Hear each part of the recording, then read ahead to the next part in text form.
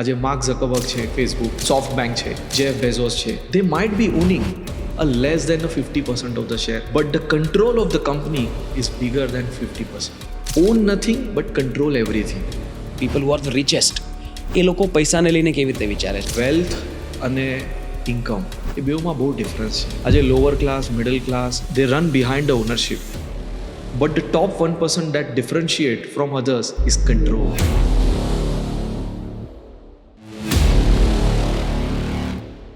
According to research મોટાભાગના businesses 3G generation સુધી પહોંચીને પછી ઇરોડ થઈ જતી હોય છે. પેલું કે ને short sleeves to short sleeves in 3 generation. તો કેમ 3 જનરેશનમાં વેલ્થ ઇરોડ થઈ જાય અને જેની નથી થતી એ લોકો એવું શું કરે છે કે જેનાથી વેલ્થ ટકેલી રહે છે? We are talking about a size of a, when it is $1 billion empire, you must think ki what is plan B and plan C. Okay, accessibility is a key to build a multi-generational wealth. Generational wealth કોઈ કેવી રીતે બનાવી શકે? ઇન્ડિયામાં જ રિલાયન્સ છે, આજે second generation, third generation. મેનેજમેન્ટની જગા પર અગર એમને ઓનરશિપ પહેલે દિવસે આપી દે તો રેમન્ડ જેવો એક કેસ પણ થઈ શકે છે. એટલે એવું પણ હોય છે કે કદાચ એમને કંટ્રોલ જ્યાં સુધી પોતે નો ઈચ્છે ત્યાં સુધી બાળકોને નથી આપવું, એટલા માટે આવા સ્ટ્રક્ચર્સ ઊભા કરે. Lawyer like us who sit with them to make sure કે એમને ક્યારે બી એમના કિડ્સને આ પૂરું એમ્પાયર હાથમાં ના લાગે. એવું શું કામ કરે ભાઈ? બિકોઝ બિલ ગેટ્સ છે કે જેફ બેઝોસ છે, એ લોકોના બહુ મેસી ડિવોર્સીસ થયા. હવે જ્યારે લોકો સેપરેટ થયા ત્યારે billions of dollars of wealth were given to the wives. Divorce જેવી સિચ્યુએશન આવે અને અડધી વેલ્થ જતી રહે, ultimately your empire falls. Wealth આપવી એ ક્યારેય એમને ચેલેન્જ નથી હોતું. જેફ બેઝોસના કેસમાં જ્યારે એમને 4 કે 5 બિલિયનના શેર્સ ગયા તો એટલે જરૂરી છે કે આ બધા તમારે સ્ટેપ લેવા જોઈએ.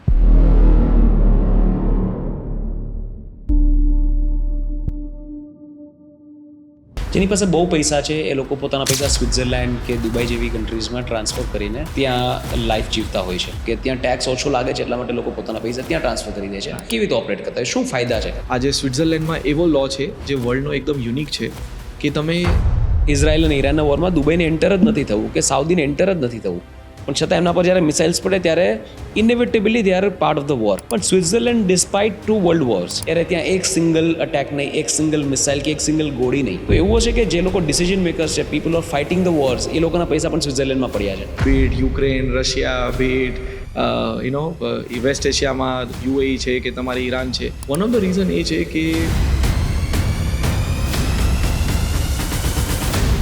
ક્રેઝી, બટ ક્યારે બી એ ફોર્બ્સ લિસ્ટમાં ના આવે.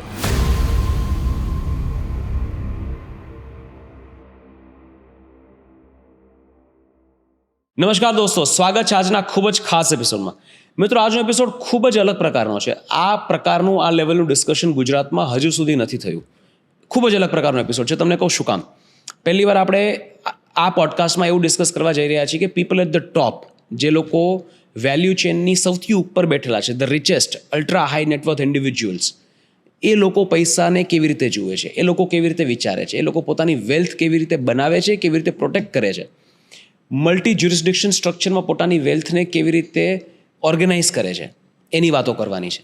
એ લોકોના જીવનમાં લીગલી કયા કયા પ્રોબ્લેમ્સ આવતા હોય, એ લોકોને કઈ કઈ ઇન્સિક્યુરિટીઝ નડતી હોય, એની વાતો કરીશું. જે લોકો બહાર સેટલ થયા છે અને હાઈ નેટવર્થ ઇન્ડિવિજ્યુઅલ્સ છે, દુબઈ, સિંગાપોર, યુરોપ, અલગ અલગ કન્ટ્રીઝમાં સેટલ થયા છે, એ લોકો ત્યાં પોતાના પૈસાને કેવી રીતે મેનેજ કરે છે, એની વાતો કરીશું.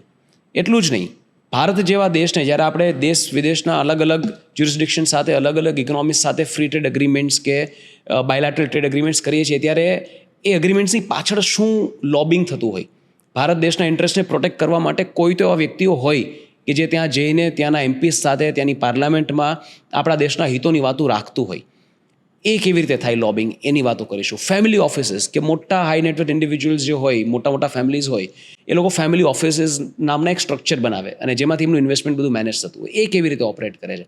આ બધી ઇન્સાઇડર ઇન્ફોર્મેશન આજે આપણે ડિસ્કસ કરવાની છે. આ બધી વાત કરવા માટે આપણી સાથે ઉપસ્થિત છે એડવોકેટ એન્ડ CA હર્ષ પટેલ.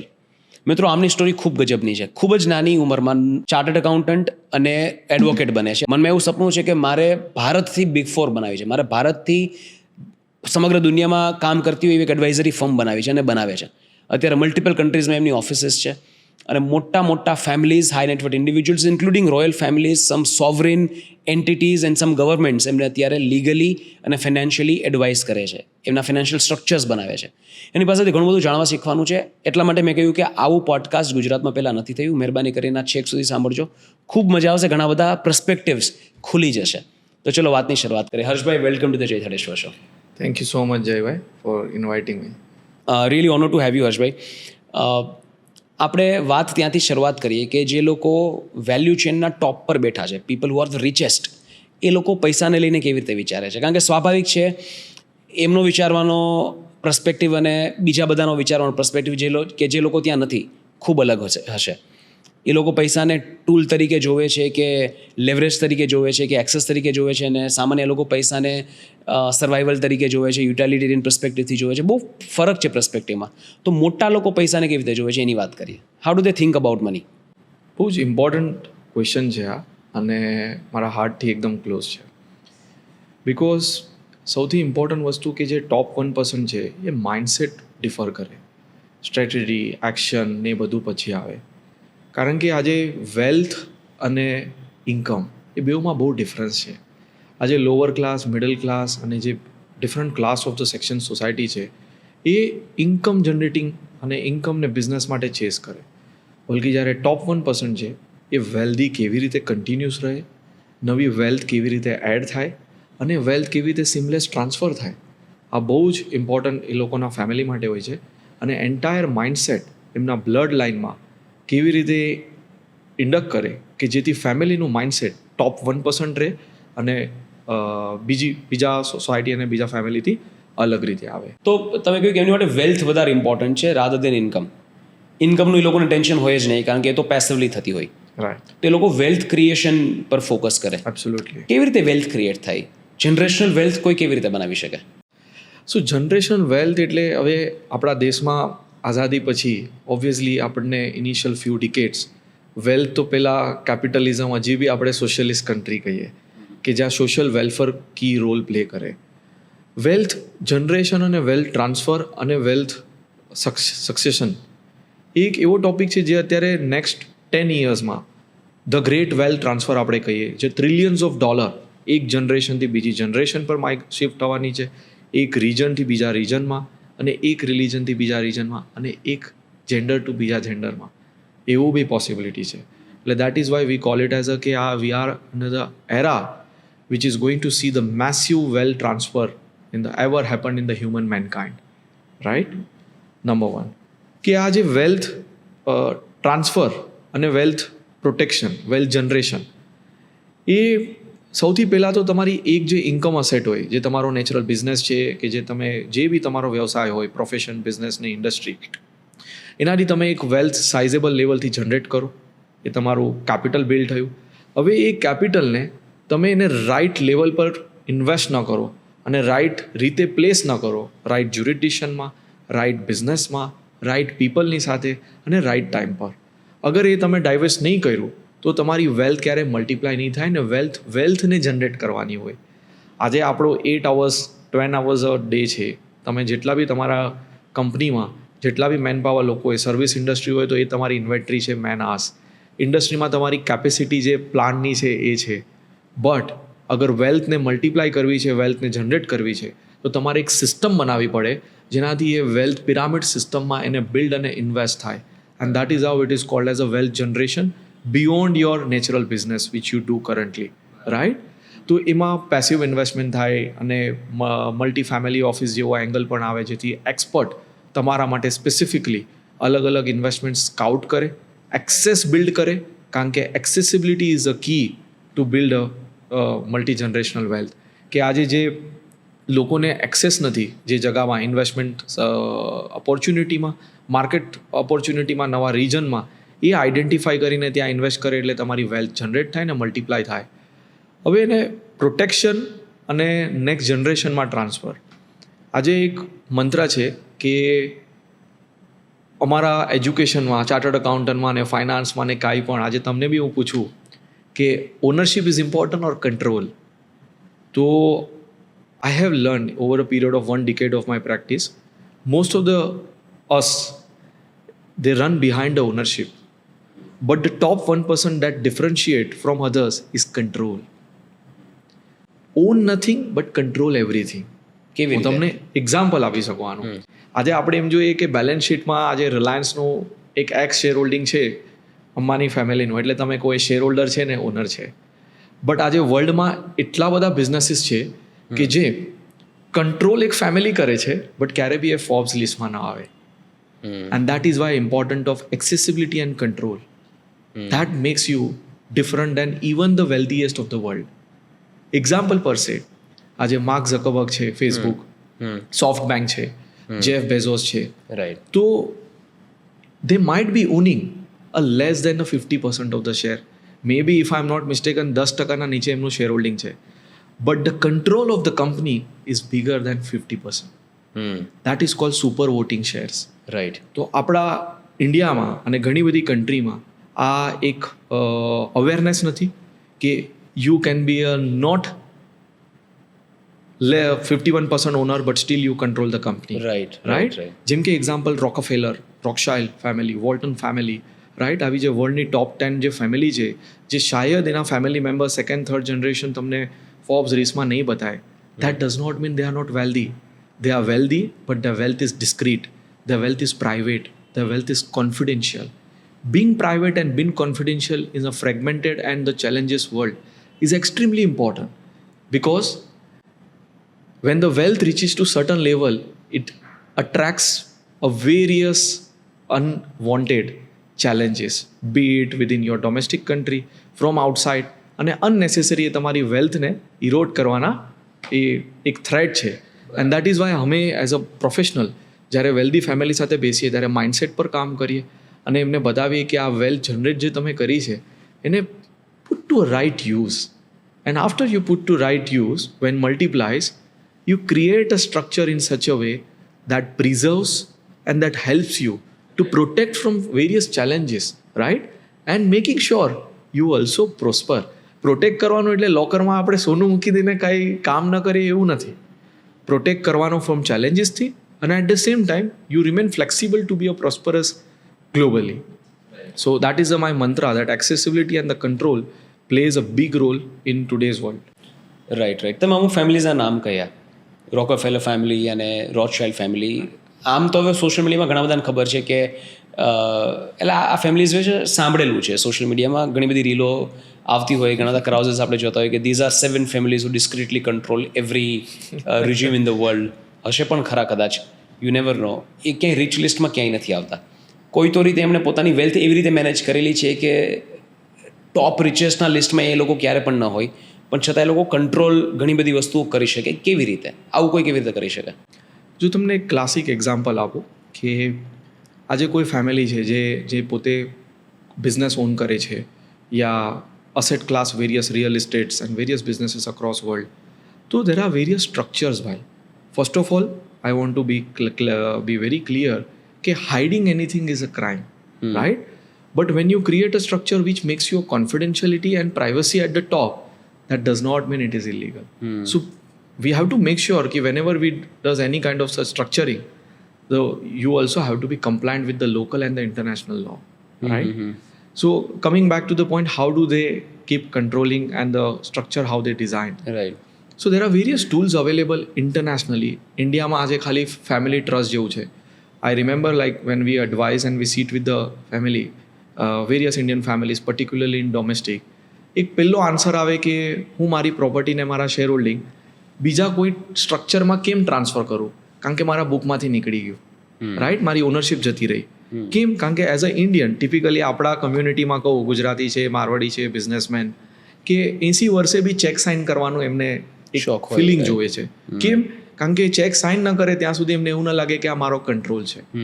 સો જ્યાં સુધી તમે ઓનરશિપ અને કંટ્રોલને સેપરેટ ન કરો, પાવર્સ મેનેજમેન્ટને તમે as a chairman, as a owner, તમે રિસ્ક ઇનેવિટેબલી તમે પોતાના તરફ ટ્રાન્સફર કરી દીધું. બરાબર. And you are expose to immense risk across the world, right?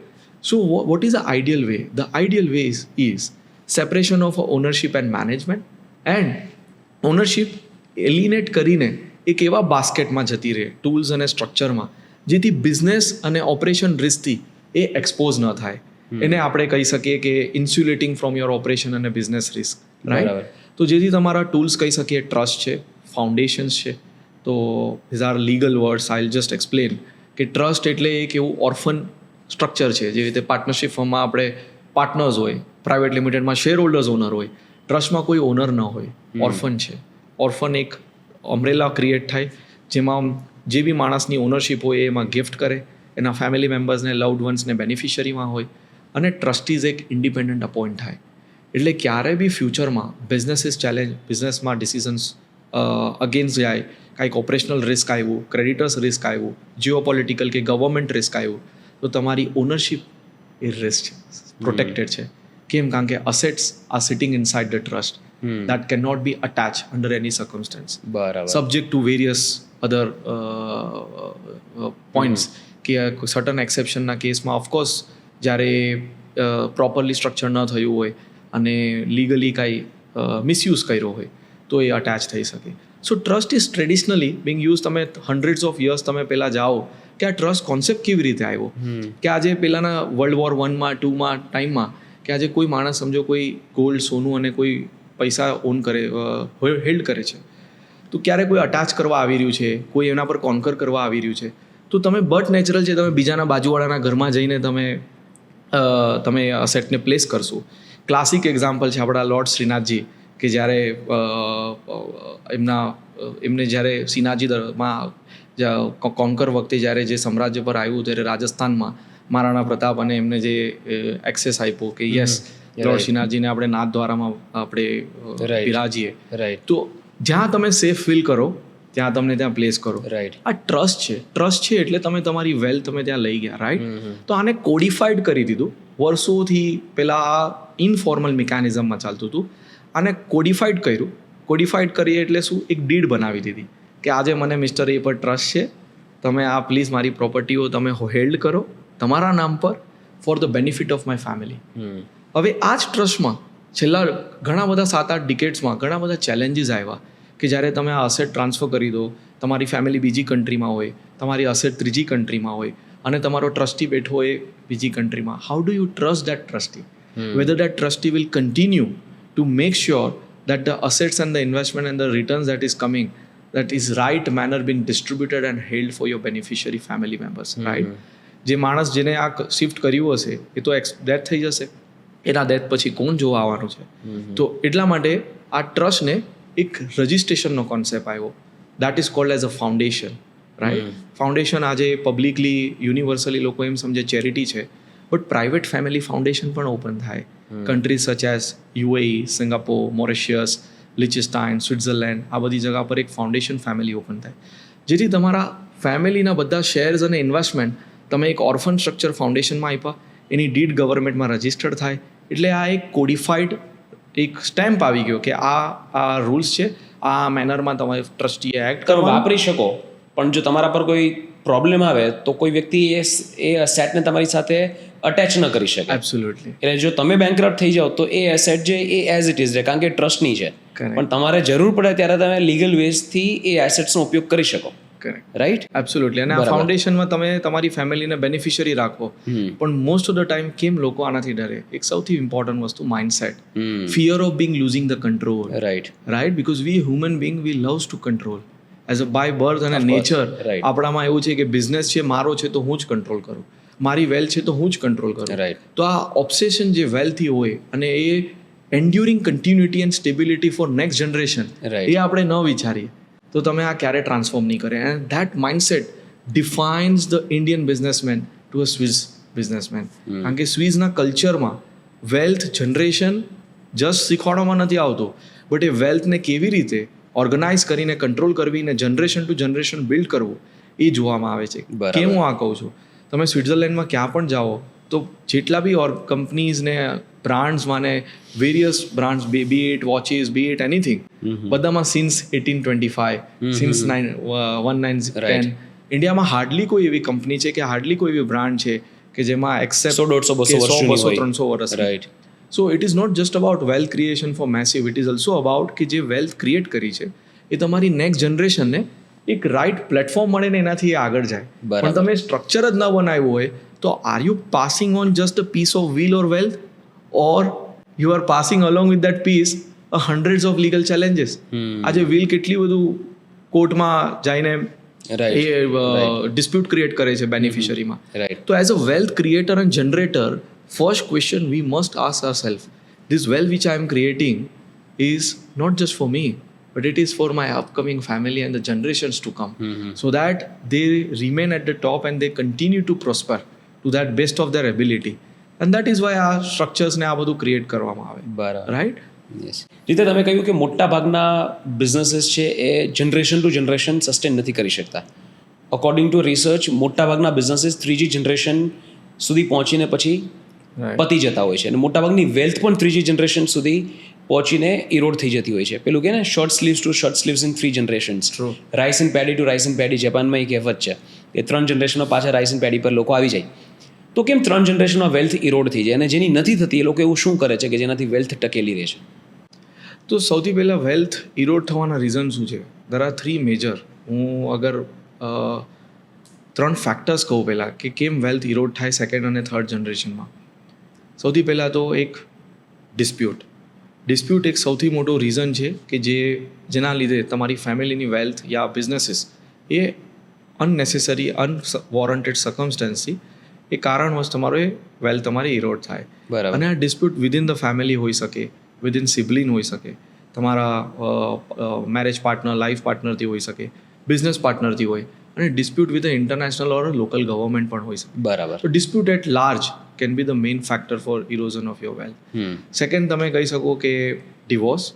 હવે આ એક એવો વસ્તુ છે ટોપિક કે લાસ્ટ પર્ટિક્યુલરલી 2-3 ડિકેડમાં due to hundreds of circumstances reason એ લોકોની રહેવાની ને એની પદ્ધતિ ચેન્જ થઈ ગઈ છે, એક્સપોઝર ઇન્ટરનેશનલ વધી ગયો છે, સોશિયલ મીડિયાના વર્લ્ડમાં જીવી રહ્યા છે, અને એક્સપેક્ટેશન પોતાના લાઈફ પાર્ટનરથી ચેન્જ થઈ ગયા છે, ટ્રેડિશનલ જેવું નથી રહ્યું, કમિટમેન્ટના ઇસ્યુ આવી રહ્યા છે, સોશિયલ ફેક્ટર્સ બીજા બધા છે, અને પ્રોફેશનલ એસ્પિરેશન. આ બધાના ગેપના લીધે એક જે ડિસ્પ્યુટનું જે ડિવોર્સનું જે મેજર કારણ છે, એક વન ઓફ ધ રીઝન છે વેલ્થ ઇરોઝનમાં. હું કેમ એવું કહું છું? Don't take me why as a anti woman, but you see the womans that has generated the wealth, in a massive last 2 decade, A wealth એમને પ્લેટ પર મળી છે એવું તો ન કહેવાય, બિકોઝ લાઈફ પાર્ટનર તમારો એક ક્રુશિયલ રોલ પ્લે કરે છે. તમારું સાથે મળીને જ્યારે તમે એક બિઝનેસ કરતા હોય તો એ વેલ્થને જનરેટ કરવામાં, બટ જનરેટરની પાસે જે ક્ષમતા છે એ વેલ્થને પ્રિઝર્વ કરીને એને મલ્ટીપ્લાય કરવામાં શાયદ એ એના લાઈફ પાર્ટનરમાં ન હોય, અને એને મિનિંગફુલ વેમાં એને અગર એક્સેપ્ટ નહીં કરી તો શું ડેન્જરસ થઈ શકે એ ખબર છે. અને ટોપ 5 વુમન્સ અગર એમાં નામ કહેવાય નહીં, પણ એમને ડિવોર્સમાં 3 બિલિયનથી લઈને 10 બિલિયન સુધીની વેલ્થ આવે, અને ફ્રેક્શન ઓફ ફ્યુ યર્સમાં એ વેલ્થનું શું થાય છે આપણને ખબર છે. તો આ એ બહુ જરૂરી છે કે વેલ્થ મળવી ઇમ્પોર્ટન્ટ નથી, પણ એ વેલ્થને કેવી રીતે એ યુટિલાઇઝ કરવું, અને એનું એ ક્વોલિટેટિવ ફેક્ટર અગર એમનામાં ક્ષમતા જ નથી તો એ કરી જ નહીં શકે. એટલે દેટ ઇઝ વાય 2 પાર્ટનરમાં અન્ડરસ્ટેન્ડિંગ હોવી જોઈએ. આજે તમારો ડિવોર્સનો જે સૌથી મોટું રીઝન છે. અને ત્રીજું હું તમને કહી શકું તો ડ્યુરેસ. પહેલાંના ટાઈમમાં એવું હતું નહીં કે એક રિજનમાં તમારી કંપની હોય, એક સ્ટેટમાં હોય, એક સિટીમાં હોય, કે એક કાઉન્ટીમાં હોય, તમે ક્યાં બી વર્લ્ડમાં ઓપરેટ કરતા હોય, અને ઇન્ટરનેશનલ એક્સપોઝર ઓછું હતું. આજનો જમાનામાં તમે એમ કહી શકો કે સોલિયોમાં તમે આઇસોલેટેડમાં બિઝનેસ ઓપરેટ ન કરી શકો. તમે we are living in a currently interconnected world, yet geopolitically fractured world. What does this mean? કે તમારી આજે wealth fraction of blink of eye તમારી ઇરોડ થઈ શકે છે. એ જીઓપોલિટિકલ ટેન્શન કહી શકો, રાઈટ? તમે આજે કોન્ફ્લિક્ટ જુઓ છો અલગ અલગ રિજનમાં, રશિયા, યુક્રેન છે, વેસ્ટ એશિયા છે, રાઈટ? અને દરેક વેસ્ટર્ન કન્ટ્રીઝમાં પણ, તમે યુરોપમાં છે, યુકેમાં છે, અનપ્રિડિક્ટેબિલિટી છે ડ્યુ ટુ ટેક્સીસ કહી શકો તમે, કે ત્યાંના ગવર્મેન્ટના લોઝ જે તમે ઇમ્પેક્ટ આવે, અને જીઓપોલિટિકલ સિક્યોરિટી કન્સર્ન.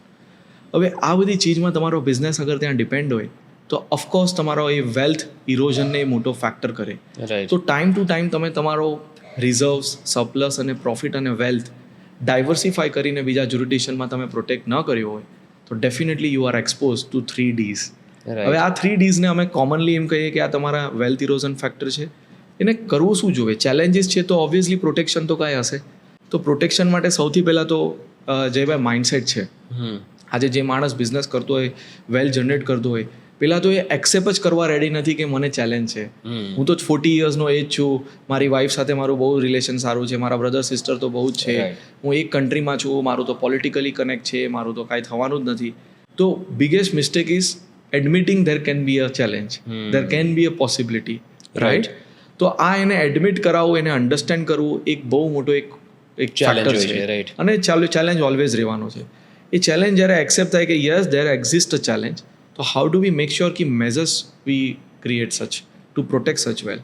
તો એને અમે કહી શકીએ કે તમે સ્ટ્રક્ચર બનાવો જેમાં ઓનરશિપ અને મેનેજમેન્ટને શિફ્ટ કરો, રાઈટ? ડાયવર્સિફાય કરો, નવા જ્યુરિડિશનમાં જાઓ અને global mobility of wealth and personal freedom એના પર ફોકસ કરો. એનો મતલબ શું છે કે having a second citizenship, having a second permanent residency or golden visa, having a bank account in multiple jurisdiction, right? Having your company spreaded across multiple jurisdictions. We are talking about a size of a, when it is $1 billion empire, you must think ki what is plan B and plan C, right? આજે તમે તમારા છોકરાઓને ફોરેનમાં ભણવા માટે મોકલો છો, તમે એનું પ્લાન કરો છો, બટ તમારા બિઝનેસીસને પ્લાન બી કેમ નથી, રાઈટ? તો પ્રોટેક્ટ, પ્રિઝર્વ, પ્રોસ્પર. આજે તમે જે બનાવ્યું છે આપણું not just a wealth but also તમારી ફેમિલીના રૂટ્સ, હિસ્ટ્રી, કલ્ચર, રિલિજન અને વેલ્થ, આ બધા ફેક્ટરને તમારે તમારી નેક્સ્ટ જનરેશનને આપવાનું છે. ખાલી વેલ્થ આપીને તમારી સંસ્કૃતિ, તમારી કલ્ચર, તમારી રિલિજન, તમારી ભાષા આ તમે અગર સાથે સક્સેશનમાં નહીં આપો તો તમે એક નવી આઈડેન્ટિટી ઊભી કરી છે તમારી નેક્સ્ટ જનરેશનને, અને શાયદ એ તમારા એન્સેસ્ટરને ને તમારી સંસ્કૃતિને જાણશે પણ નહીં. તો વેન વી સે, ઇવન ધો એઝ અ લોયર હું એમની ફેમિલી સાથે જ્યારે બેસું કરવા માટે, તો protection does not mean well. Protection includes everything that you as a person, as a family belong. That is what we need to protect. Preserve, protect કરવા માટે જે પ્રિઝર્વેશનની ટેકનિક છે, જે વેરિયસ ટૂલ્સ તમે કહી શકો ઇન્ટરનેશનલી અવેલેબલ છે, આમાં હું તમને ઇન્સ્યોરન્સનો એલિમેન્ટ હાઇલાઇટ કરીશ કે સર્ટન ટૂલ્સ જે ઇન્ટરનેશનલી અમેરિકા અને સ્વિટ્ઝરલેન્ડમાં ફેમિલી યુઝ કરે છે, PPLI, પ્રાઇવેટ લાઈફ ઇન્સ્યોરન્સ.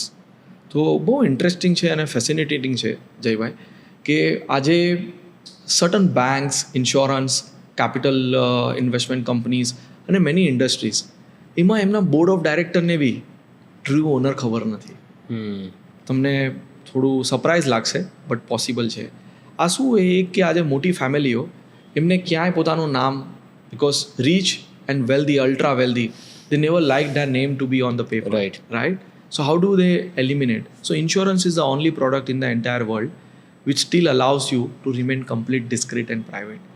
આજે તમારી એક આખી કંપનીની શેર હોલ્ડિંગ તમે એક ઇન્સ્યોરન્સ કંપનીને આપી દો અને તમે એક પોલિસી લો, ઇન્સ્યોરન્સ કંપની તમારા બિહાફમાં એ કંપની ઓન કરે, you run the business as a management, બરાબર. અને when it comes to the public, who is a shareholder? ABC limited, Switzerland. અચ્છા. MetLife Switzerland, Zurich Switzerland, Bermuda branch, Cayman branch ને આ બધું. તો આ product private life insurance કહેવાય. અને આમનાથી એમના છોકરાઓને બી ખબર ન પડે કે મારા પપ્પા 200 બિલિયનના માલિક છે, કારણ કે એમને એવી ફેન્ટાસ્ટિક રીતે ઓર્ગેનાઇઝ કર્યું હોય, lawyer like us who sit with them to make sure કે એમને ક્યારે બી એમના કિડ્સને આ પૂરું એમ્પાયર હાથમાં ન લાગે. એવું શું કામ કરે કોઈ? બિકોઝ એ લોકોને ડિસાઇડ કરવું હોય કે મારે જ્યારે જેટલું આપવું હોય ત્યારે આપીશ. But my kid shouldn't come and ask કે પપ્પા તમારી પાસે 200 બિલિયન છે, લાવો હવે તમે રિટાયર થઈ જાઓ. એક સિરીઝ છે સરસ મજાની સક્સેશન કરીને, આઈ એમ શ્યોર તમે જોઈ હશે, રાઈટ? બહુ મોટું મીડિયા એમ્પાયર હોય અને એના ઓનર હોય ને એના 3 બાળકો હોય, અને પછી એ મીડિયા એમ્પાયરના ઓનર છે એ બીમાર પડે છે, એને હાર્ટ એટેક આવે છે અને હોસ્પિટલમાં જાય છે. પછી 3 બાળકો વચ્ચે સક્સેશનની લડાઈ થાય છે, અને સક્સેશનની લડાઈમાં પછી એ ફાધર પણ જોડાય છે, કારણ કે પબ્લિક લિમિટેડ કંપની છે એટલે શેર હોલ્ડર્સની પણ ડિમાન્ડ હોય કે હવે જે મેઇન પ્રમોટર હતા એમની તબિયત બગડી છે તો કોઈ ટેક ઓવર કરી લેવું જોઈએ. એટલે એના હાથમાંથી પણ કંટ્રોલ જવાની સંભાવના છે, એમને કંટ્રોલ રાખવો છે પોતાની પાસે. બાળકો મોટા થઈ ગયા છે, they are in their 40s, they also want the control, and then there is a brutal fight for the control of the company. Amazing series. એટલે એવું પણ હોય છે કે કદાચ એમને કંટ્રોલ જ્યાં સુધી પોતે નો ઈચ્છે ત્યાં સુધી બાળકોને નથી આપવું, એટલા માટે આવા સ્ટ્રક્ચર્સ ઊભા કરે. એવું હોઈ શકે? આ રીઝન હોઈ શકે, પણ આમાં સૌથી મોટો ફેક્ટર જે પ્લે કરે છે એ આપણે right education throughout big journey of the kids. જ્યારે એ બોર્ન થાય છે અને જ્યારે એ લેવલમાં સક્સેશનમાં લાયક બને, એમાં એક રાઇટ એજ્યુકેશન આપવો બહુ જરૂરી છે કે જેથી એ વેલ્થ એક રાઇટ પોઝિટિવ વેમાં એ ઇનહેરિટ કરે, right? As a matter of right નહીં, as a matter of obligation. આજે બહુ જરૂરી છે, કારણ કે આજે કોઈની પાસે બધું જ હોય, રાઈટ, ત્યારે ઓબ્વિયસલી એને એક રાઇટની જેમ એ એક્સેપ્ટ કરવા માંગતો હોય. બટ જ્યારે વેલ્થ તમને મળે છે તો એ ઓબ્લિગેશન છે. Obligation toward the society, obligation toward your stack holder, your share holders, your employees and so on. અને ઇમ્પોર્ટન્ટ રીઝન તો હું હાઇલાઇટ કરું કે કેમ આ ફેમિલી જે ફાઉન્ડર છે, ચેરમેન છે, એ કેમ આવી રીતે કન્ડિશન રાખીને જાય. Because ultimate it is not about your family. When you look at beyond your family, the employees that work for the institution, the entire ecosystem that you have built over the period of decades, overnight evaporate થઈ શકે છે, collapse થઈ શકે છે. And that is why important છે કે તમે second third જનરેશનને કેવી રીતે એને ટ્રેન કરો કે જેટલી જરૂર છે એટલું જ લેવાનું છે. તો અગર આ ફેમિલીની કીટી ક્યારે ખાલી નહીં થાય તો એને વોટરફોલ મેથડ કહેવાય ભાઈ. કે ફેમિલીની બેંક હોય, ફેમિલીની જ ઇન્સ્યોરન્સ પોલિસી હોય અને ફેમિલીનો જ બિઝનેસ હોય. તો આ ટ્રાયંગ્યુલર જ્યારે તમે એને કનેક્ટ કરો ડોટ, તો ફેમિલી ક્યારે બી તમારી નેક્સ્ટ અને થર્ડ જનરેશન ક્યારે be out of the access of wealth નહીં આવે. તો આ એક બહુ જ લાર્જર દેન થિંકિંગ કે enduring continuity beyond my own life, એ જ્યારે આપણે વિચારતા હોય ત્યારે આ એક વન ઓફ ધ રીઝન હોય. Control is not the just only always the case, because ઘણા ફેમિલી છે જે પોતાની નેક્સ્ટ જનરેશનને બહુ અર્લી સ્ટેજ પર બિઝનેસમાં ઇન્વોલ્વ કરે છે, ઇન્ક્લુડિંગ ડિસિઝન મેકિંગ કેપેબિલિટીઝમાં પણ એને લીડરશિપ બનાવે છે. જોઈ શકીએ આપણા ઇન્ડિયામાં જ રિલાયન્સ છે, આજે second generation, third generation, they are at the executive very active post, right. But મેનેજમેન્ટની જગા પર અગર એમને ઓનરશિપ પહેલે દિવસે આપી દે તો રેમન્ડ જેવો એક કેસ પણ થઈ શકે છે, રાઈટ. તમે શેર ગિફ્ટ કરી દીધા, ઓનરશિપ બનાવી દીધા, રાઈટ, પછી તમે એને મોરલ રિસ્પોન્સિબિલિટી પર આવી જાઓ, right. You are very well aware of the case, right. So that is Y it is important કે કંટ્રોલ તમારી પાસે હોવો જોઈએ.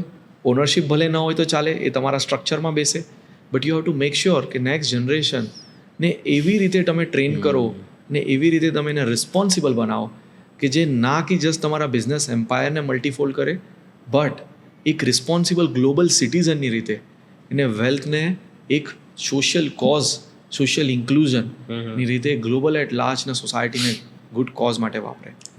આપણે ડિવોર્સની વાત કરી કે ડિવોર્સને કારણે ઘણા બધા ફેમિલીઝની વેલ્થ ઇરોડ થઈ જતી હોય છે, જતી રહેતી હોય છે. આપણે હમણાં રિસન્ટલી એક્ઝામ્પલ્સ જોયા કે world renowned billionaires Bill Gates છે કે જેફ બેઝોસ છે, એ લોકોના બહુ મેસી ડિવોર્સીસ થયા. પબ્લિકલી એમના એક્સ્ટ્રા મેરિટલ અફેર્સ નીકળ્યા પછી લોકોના divorce. In the case of Bill Gates અને જેફ બેઝોસમાં they separated in a friendly condition. પણ જ્યારે લોકો સેપરેટ થયા ત્યારે billions of dollars of wealth were given to the wives. બંનેની પત્નીઓને બિલિયન્સ ઓફ ડોલર્સની વેલ્થ મળી શેર્સના ફોર્મેટમાં કે બીજા કોઈ ફોર્મેટમાં.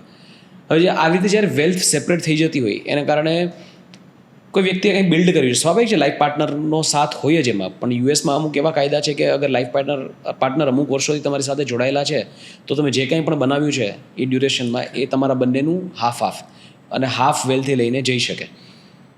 તો આવું થયેલું છે. તો આવા તો ઘણા બધા કેસીસ તમે જોયા હશે કે ડિવોર્સને કારણે કોઈ કંપની જ પતી ગઈ હોય કે કોઈ વ્યક્તિની બધી વેલ્થ જ પતી ગઈ હોય કે કોઈ વ્યક્તિ કારણ કે બિઝનેસમાં મોટા રિસ્ક લઈને બેઠા હોય, થિંકિંગ કે મારી પાસે વેલ્થ પડી છે, કેપિટલ પડી છે, અને પછી ડિવોર્સ જેવી સિચ્યુએશન આવે અને અડધી વેલ્થ જતી રહે અને તમે જે રિસ્ક લઈને બેઠા છો એ તમે સસ્ટેન ન કરી શકો અને અલ્ટિમેટલી યોર એમ્પાયર ફોલ્સ. આવું પણ ઘણીવાર થતું હશે. બીજો એક કોન્સેપ્ટ છે પ્રીનપનો. ઘણા બધા લોકો પ્રીનપ સાઇન કરાવતા હોય. જે વેલ્ધી ઇન્ડિવિજ્યુઅલ્સ હોય, when they get married they get prenup signed, કે અગર આગળ જઈને ડિવોર્સ થાય તો સર્ટન લેવલ કરતાં વધારે વેલ્થ એમને ન આપવી પડે, કાં એમના લાઈફ પાર્ટનરનો એમની એક્ઝિસ્ટિંગ વેલ્થ ઉપર કોઈ અધિકાર ન લાગે. આ ટાઈપની પણ વ્યવસ્થા હોતી હોય છે.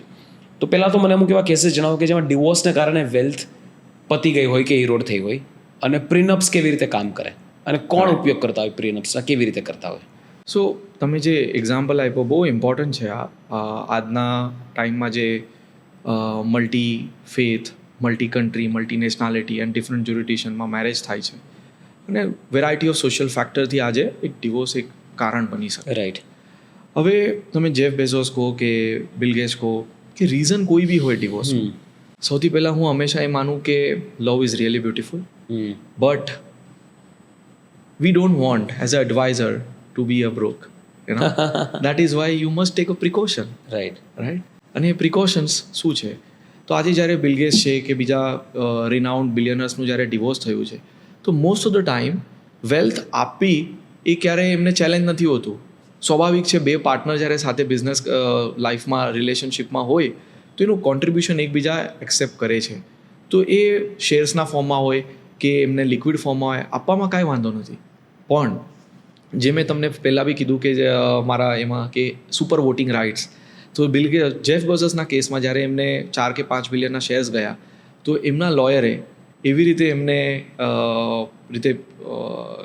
ફાઇટ કર્યું સામેની સાઈડ સાથે કે અમને સુપર વોટિંગ શેર નથી આપવા, નોર્મલ વોટિંગ શેર આપવા છે. બરાબર. જેથી સુપર વોટિંગ શેર જાય તો એક્સ વાઇફ પાસે કંટ્રોલ વોટિંગ પાવરનો જઈ શકે. રાઈટ. અને સામેવાળી વાઇફ પણ આજે એક્સ વાઇફ પણ સમજે છે કે એનો ધ્યેય છે એક વેલ્થ સાથે એક ડિવોર્સમાં લેવા માટે. કંટ્રોલ કંપની પર લેવાનો એનો ક્યારે હેતુ નથી હોતો. બરાબર. કોઈ કેસમાં હોય છે, અગર એ હોઈ શકે તો એ Then it's a different legal fight. Then it's a different legal fight, Right. right? કે હું પણ બિઝનેસમાં હકદાર છું. તો તમે જે પાર્ટનર સાથે આટલા વર્ષો સાથે સમય જે સારો વિતાવ્યો છે, તમારો ડિવોર્સ અગલી ન બને એટલે જરૂરી છે કે આ બધા તમારે સ્ટેપ લેવા જોઈએ. હવે એ સ્ટેપ તમે એક વન ઓફ ધ સ્ટેપ છે પ્રીનેપ, જે તમે રાઇટલી હાઇલાઇટ કર્યો. બટ અગર આજે આપણે ઇન્ડિયા અને ગ્લોબલ એ સાથે કમ્પેર કરીએ, પહેલાં ઇન્ડિયામાં પ્રીનેપ 99% પ્રીનેપ આજે જેટલા બી કપલ્સ કરે છે સાઇન, એ ઇલીગલ છે. They are not aware of the same. કેમ? આજે Hindu marriage act, because in India marriage acts are govern by your religion, right? બરાબર. આજે સમજો હિન્દુ મેરેજ એક્ટ છે, હિન્દુની બે વચ્ચેની સ્પેશિયલ મેરેજ એક્ટ આવે, જ્યારે ઇન્ટર રિલિજનમાં તમારો ઇન્ટરફેથમાં તમારા લગ્ન થાય, ક્રિશ્ચિયન છે તમારું પારસી એક્ટ આવે અને પછી તમારું મોમેડિયન લો આવે. તો બિકોઝ ઇન્ડિયામાં એક marriage is a sacred ceremony, 7 જન્મો કા સાથ જે આપણે કહીએ, રાઈટ? ભલે પછી એ 7 જન્મનો હોય કે 7 વર્ષનો હોય, તો ગવર્મેન્ટ ચાહે છે કે તમારું મેરેજ એક પવિત્ર રસ્તો રહે, રાઈટ? અને ટકે.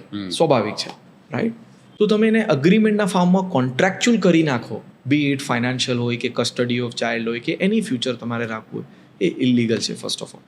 હવે એને કેવી રીતે ઓર્ગેનાઇઝ કરવું, આ શું કરવું, તો certain parts of cities in India, countries in states in India steel valid છે, લીગલ છે. જેમ કે ગોવા હજી બી પોર્ચુગીઝ કોડમાં ને લોમાં છે, એટલે ત્યાં મેરેજ એક કોન્ટ્રાક્ટ અલાઉડ છે, બરાબર, લીગલ છે. ઇન્ડિયાની બહાર કહો તો તમે ઘણા અલગ સિટી કન્ટ્રીઝમાં મેરેજ સિવિલ લોના અંદર થાય, કોઈકમાં કોમન લો થાય. સિવિલ લો એટલે આપણે એમ કહી શકીએ ફ્રેન્ચ લો બેઝ કહેવાય કે સિવિલ શરિયા લો બેઝ કહેવાય, જેવી રીતે યુએઈ કન્ટ્રી છે ને ફ્રાન્સ છે, સો ઓન. કોમન લો એટલે British colonize base jurisdictions, right? India also considers to be most of the laws are on common law base.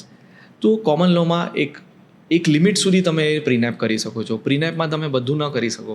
તો prenup is a agreement for to an extent that can protect you. But tools and structures such as your foundations, trust can also make sure that even in the case of a ugly divorce fight, your family wealth can be protected. બરાબર. હવે નો matter તમે પ્રીનેપ બનાવો કે તમે સ્ટ્રક્ચર્સમાં તમારી wealth place કરો privacy ને confidential રહીને, અગર વેલ્થને ઇરોડ થવાની છે તો થવાની જ છે, તમારા ઓન રીઝન હોઈ શકે, રાઈટ? સૌથી ક્લાસિક એક્ઝામ્પલ છે, તમે બિઝનેસમાં તમે આજે over concentration of your wealth. આજે હું ઘણા બિઝનેસમેનને જોઉં છું કે એમ્બિશિયસ એટલું હાઈ હોય અને ફાઇનાન્શિયલી અને કેશ ફ્લો વાઇઝ એમની કંપની એકદમ બુક્સ ખરાબ હોય. એક્ઝામ્પલ કે તમે આજે 100 રૂપિયાનો પ્રોફિટ કર્યો છે, 10 વર્ષ સુધી તમે કંપનીમાં જ પૈસા રાખો, તો ઓબ્વિયસલી એ તમારી વેલ્થ એક જ જગ્યા પર કોન્સન્ટ્રેટ છે. Time to time profit withdrawal, એને ડિવિડન્ડ સ્ટ્રાઇપિંગ કરીને કહેવાય.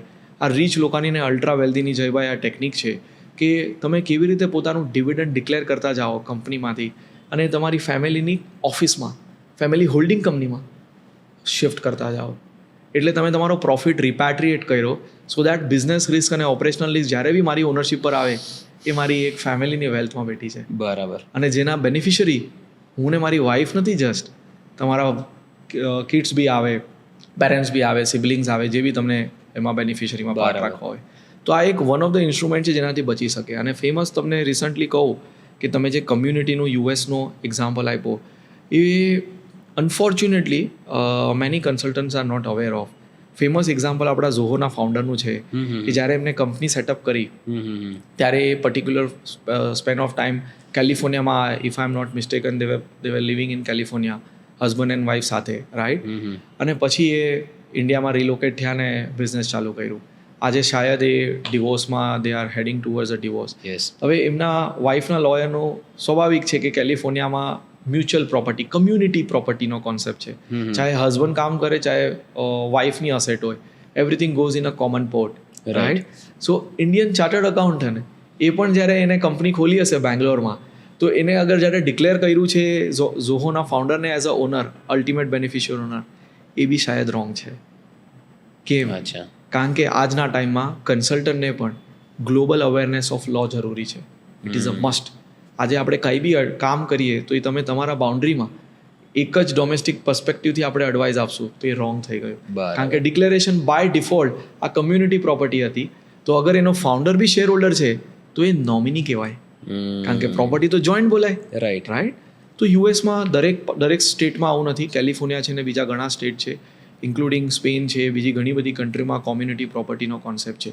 એટલે જ્યારે હસબન્ડ જ્યારે અગ્રેસિવ ટ્રસ્ટ કરે કે ફાઉન્ડેશન કરે કે કોઈ એવા ટૂલ્સ લાવે, ત્યારે એના કન્સલ્ટન્ટની જવાબદારી છે મોરલિટી અને લીગલી કે એમને એડવાઇસ કરવો કે આ એન્ટી લો છે, રાઈટ, તેમના રીજન માટે. So that's how you create a various structure with not just withstand from a domestic perspective but also from challenges from internationally across the border. Right. જેની પાસે બહુ પૈસા છે એ લોકો પોતાના પૈસા સ્વિટ્ઝરલેન્ડ કે દુબઈ જેવી કન્ટ્રીઝમાં ટ્રાન્સફર કરીને ત્યાં લાઈફ જીવતા હોય છે મોસ્ટલી, અને કાં તો પોતાની વેલ્થ પ્રિઝર્વ કરવા માટે સ્વિટ્ઝરલેન્ડ જેવા કન્ટ્રીમાં લોકો પૈસા ટ્રાન્સફર કરી દેતા હોય છે. Switzerland is called safe heaven, અને એવી રીતે એવા અમુક કન્ટ્રીઝ છે જેને ટેક્સ હેવન્સ કહીએ આપણે, કે ત્યાં ટેક્સ ઓછો લાગે છે એટલા માટે લોકો પોતાના પૈસા ત્યાં ટ્રાન્સફર કરી દે છે અને ત્યાંનું ડોમિસાઇલ રાખે, જેને કારણે એમને એક લેવલ કરતાં વધારે ટેક્સ ન લાગે. તો કેવી રીતે ઓપરેટ કરતા હોય છે સેફ હેવન્સ? કેવી રીતે ઓપરેટ કરે? Tax havens like Cayman island કે બીજા ઘણા બધા છે. I wouldn't want to name the places or countries, but કેવી રીતે ઓપરેટ કરતા હોય? શું ફાયદા છે? મારી વેલ્થ સ્વિટ્ઝરલેન્ડમાં ટ્રાન્સફર કરવાના મને શું ફાયદા હોઈ શકે? ઓકે, પહેલાં તો જયભાઈ અહીંયા રિસ્પેક્ટફુલી હું વર્ડ કરેક્ટ કરીશ. ટ્રાન્સફરની બદલે આપણે ઇન્વેસ્ટમેન્ટ રાખીએ, બિકોઝ ટ્રાન્સફર કરવું એક પ્રી નોશન કોન્સેપ્ટ છે આજે ઇન્ડિયામાં કે સ્વિટ્ઝરલેન્ડમાં વેલ ટ્રાન્સફર થઈ ગઈ, રાઈટ. તો એ મતલબ તમે ઇલીગલી ટ્રાન્સફર કરી છે એમ થઈ શકે. આજે ઇન્ડિયાની બહાર ઇન્વેસ્ટમેન્ટ કરવું એ ક્રાઇમ નથી, પ્રોવાઇડેડ તમે આરબીઆઈના નિયમ છે, જે રૂલ્સ છે, રેગ્યુલેશન છે, ઇન્કમ ટેક્સ છે, કંપનીઝ એક્ટ છે, આ બધા તમે ફોલો કરો, રાઈટ. તો આજે global at large safe haven એ કેમ લોકો પોતાની વેલ સેફ હેવન તરફ જાય? કે જ્યાં પોલિસી પ્રિડિક્ટેબલ હોય, રૂલ્સ અને રેગ્યુલેશન પ્રિડિક્ટેબલ હોય, અને કન્ટ્રીનું ગવર્નન્સ મિકેનિઝમ એકદમ એબ્સોલ્યુટ સ્ટ્રોંગ હોય, કે ના કે ખાલી કેપિટલિઝમને ફેવર કરે, બટ એ પોલિટિક્સ એમને વેલ્થને ડિસાઇડ ન કરે એના પર પાવર થઈને, રાઈટ. તો લોઝ એ રીતે ફ્રેમ થતા હોય જેથી એ કેપિટલને, ઇનબાઉન્ડ કેપિટલને રિસ્પેક્ટ કરે, નર્ચર કરે અને ગ્રો થવામાં હેલ્પ કરે. Obviously wealth loves the city or the country where it is being going to be respected and protected. આજે કોઈ વ્યક્તિ પોતાના પૈસા એવી કન્ટ્રીમાં કે એવી જમીનમાં કે એવી જગામાં રોકાણ નહીં કરે જ્યાં એ પ્રોટેક્ટ નહીં થાય, રાઈટ. તો આ એક વેલ પ્રિઝર્વેશન માટે સ્વિટ્ઝરલેન્ડ સેફ હેવન એટલે છે કે વર્લ્ડ વોર 2ના ટાઈમથી તમે ફેમસ ટર્કીનો બિઝનેસમેનનું અગર રીઝન જોયું હશે ન્યૂઝમાં, કે ઓટોમન એમ્પાયરના ટાઈમમાં જ્યારે ટર્કી ઇન્વેન્શન હતું, કુર્દિશ કમ્યુનિટી કહી શકીએ આપણે, કે જેનું ટર્કીએ ઇન્વેન્શન કર્યું હતું, ત્યારે બિલિયન્સ ઓફ ટ્રિલિયન્સ ઓફ ડોલરના ગોલ્ડ્સ રિઝર્વ સ્વિટ્ઝરલેન્ડમાં પ્રાઇવેટ બેંકમાં શિફ્ટ થઈ ગયા છે, જે તમે ક્રેડિટ સ્વિસ કહી શકો, તમે ડીબીએસ બેંક કહી શકો, સ્વિસ બેંક. કારણ કે સ્વિસ બિંગ રિનાઉન્ડ નોન કે એક ન્યુટ્રલ એન્ડ ઇમ્પાર્શિયલ. આજે યુરોપનું પાર્ટ હોવા છતાં બી સ્વિટ્ઝરલેન્ડની ઘણી પોલિસી તમને એવું લાગે કે આ યુરોપિયન યુનિયનથી અલગ છે, રાઈટ. આજે શેન્જનમાં ફ્રી મોબિલિટી છે, ત્યાં એક્સેસ છે, બિઝનેસ યુરોપવાળો કોઈ બી સિટીઝન ત્યાં જઈને બિઝનેસ કરી શકે, એઝ અ ટુરિસ્ટ તમે જઈ શકો યુરોપિયન યુનિયનથી તમે સ્વિટ્ઝરલેન્ડમાં. બટ એની પોતાની જે નીતિ છે એ હંમેશા પોતાની સોવેરિનિટી એટલે સ્વિટ્ઝરલેન્ડની પોતાની બાઉન્ડ્રીને પ્રોટેક્ટ કરવાનું, પ્રિઝર્વ કરવાનું, અને એમાં એ સૌથી વધારે ટોપમાં છે. That is why you see the lowest crime rate currently in the Switzerland as compare to other part of the Europe, right. ઇમિગ્રેશનમાં તમે જુઓ તો આજે બીજી યુરોપિયન કન્ટ્રીઝ કરતાં ફ્રાન્સ, બીજી કન્ટ્રી સ્પેન, એના ઇટલી, સ્વિટ્ઝરલેન્ડમાં બહુ ઓછું છે. તો સ્વિટ્ઝરલેન્ડે પોતાની એક ઇમેજ જ એ રીતે બિલ્ડ કરી છે, ફિલોસોફી બેઝ ઇમેજ, કે આપણે 100 વર્ષ 200 વર્ષ માટે દરેક ફેમિલીને નર્ચર કરવું છે અને કોન્ફિડેન્શિયલ રહીને હરેક ફેમિલીને આપણે વેલ્થ પ્રોટેક્ટ કરવી છે, રાઈટ. નંબર 3 કે જેને આપણે પ્રમોટ નથી કરતા, બટ સ્ટીલ આજે સ્વિટ્ઝરલેન્ડમાં એવો લો છે જે વર્લ્ડનો એકદમ યુનિક છે, કે તમે સ્વિટ્ઝરલેન્ડમાં કાઉન્ટી સાથે મતલબ કોઈ લોકલ બોડી સાથે લોકલ સિટી છે, લેટ્સ સે એક્ઝામ્પલ અમદાવાદ, મુંબઈ જેવું કોઈ સ્વિટ્ઝરલેન્ડમાં જીનીવા, બર્ન, ઝૂગ, તમે એમની કાઉન્ટી સાથે જઈને તમે કોન્ટ્રાક્ટ કરી શકો કે મારી ફેમિલીને ટેક્સ શું.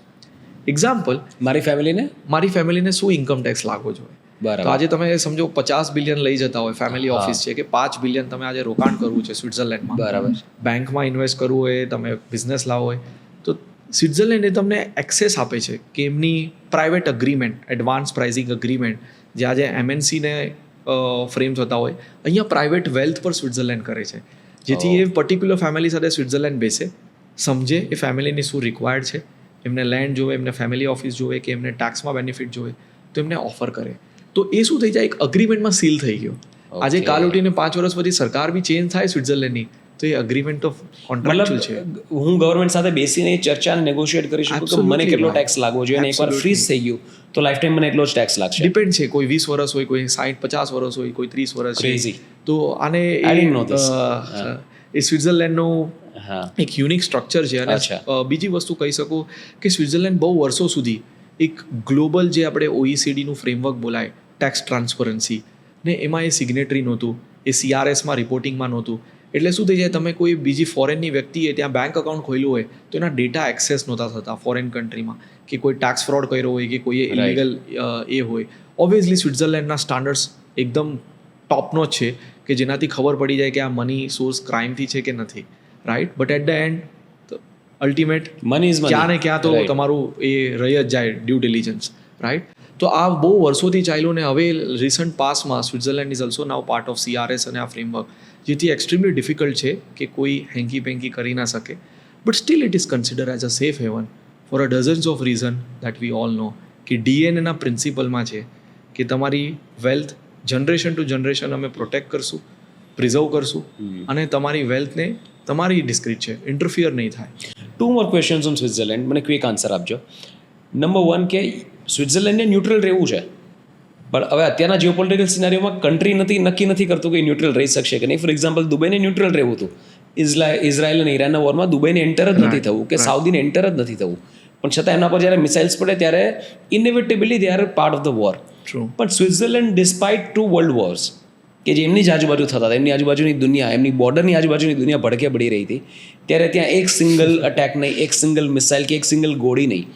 હવે આ કેવી રીતે થઈ શકે? કાં તો બધાને એવું લાગે છે કે ના સેફ હેવન છે, આપણે એને સેફ રહેવા દઈએ, કાં એ લોકોના પૈસા ત્યાં પડ્યા છે એટલે એ લોકો અટેક નથી કરતા, કે ભાઈ હિટલરના પૈસા પણ જે તે સમયે ત્યાં હશે, અને રોયલ ફેમિલીના પણ હશે. અને અત્યારે જ્યારે કોઈ સ્વિટ્ઝરલેન્ડને કાંઈ નથી કહેતું, કારણ કે ઘણી બધી વાર ન્યુટ્રલ સ્ટેન્ડ લે છે અને બહુ સ્ટ્રોંગલી લે છે, અને કે પણ છે કે ભાઈ અમને આમાં ઇન્વોલ્વ નહીં કરો, અને કોઈ કરતું પણ નથી. તો એવું હશે કે જે લોકો ડિસિઝન મેકર્સ છે, people or fighting the wars, એ લોકોના પૈસા પણ સ્વિટ્ઝરલેન્ડમાં પડ્યા છે. This my first question.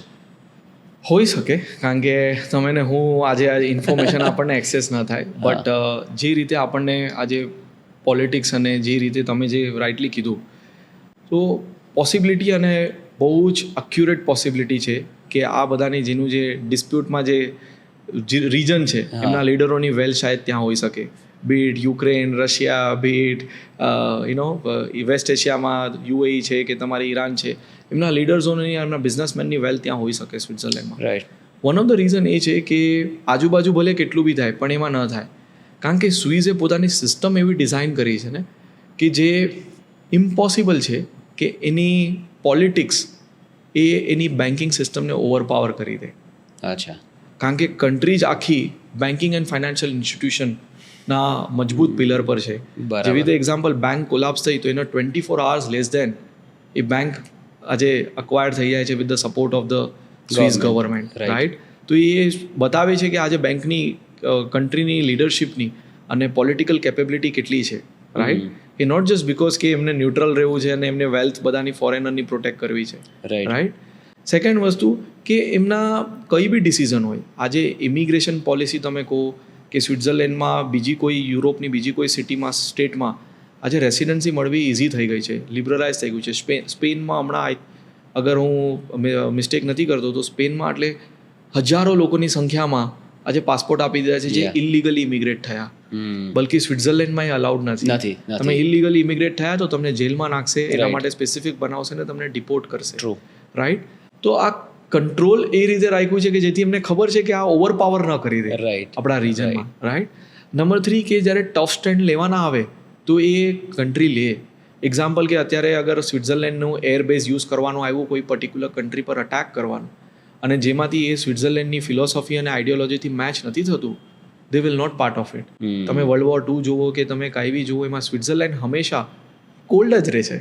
A country B cold છે અને વોરમાં બી પાર્ટિસિપેટ કોલ્ડના રીતે જ કરે સ્ટેન્સ છે. Is always cold. Absolutely, that is Y they remain the neutral. Right. બીજો ક્વેશ્ચન એ છે કે લોકોને એવું નોશન છે ઘણા બધા વર્ષોથી કે એમના પૈસા સ્વિસ બેંકમાં પડ્યા છે, ફલાણાના પૈસા સ્વિસ બેંકમાં પડ્યા છે.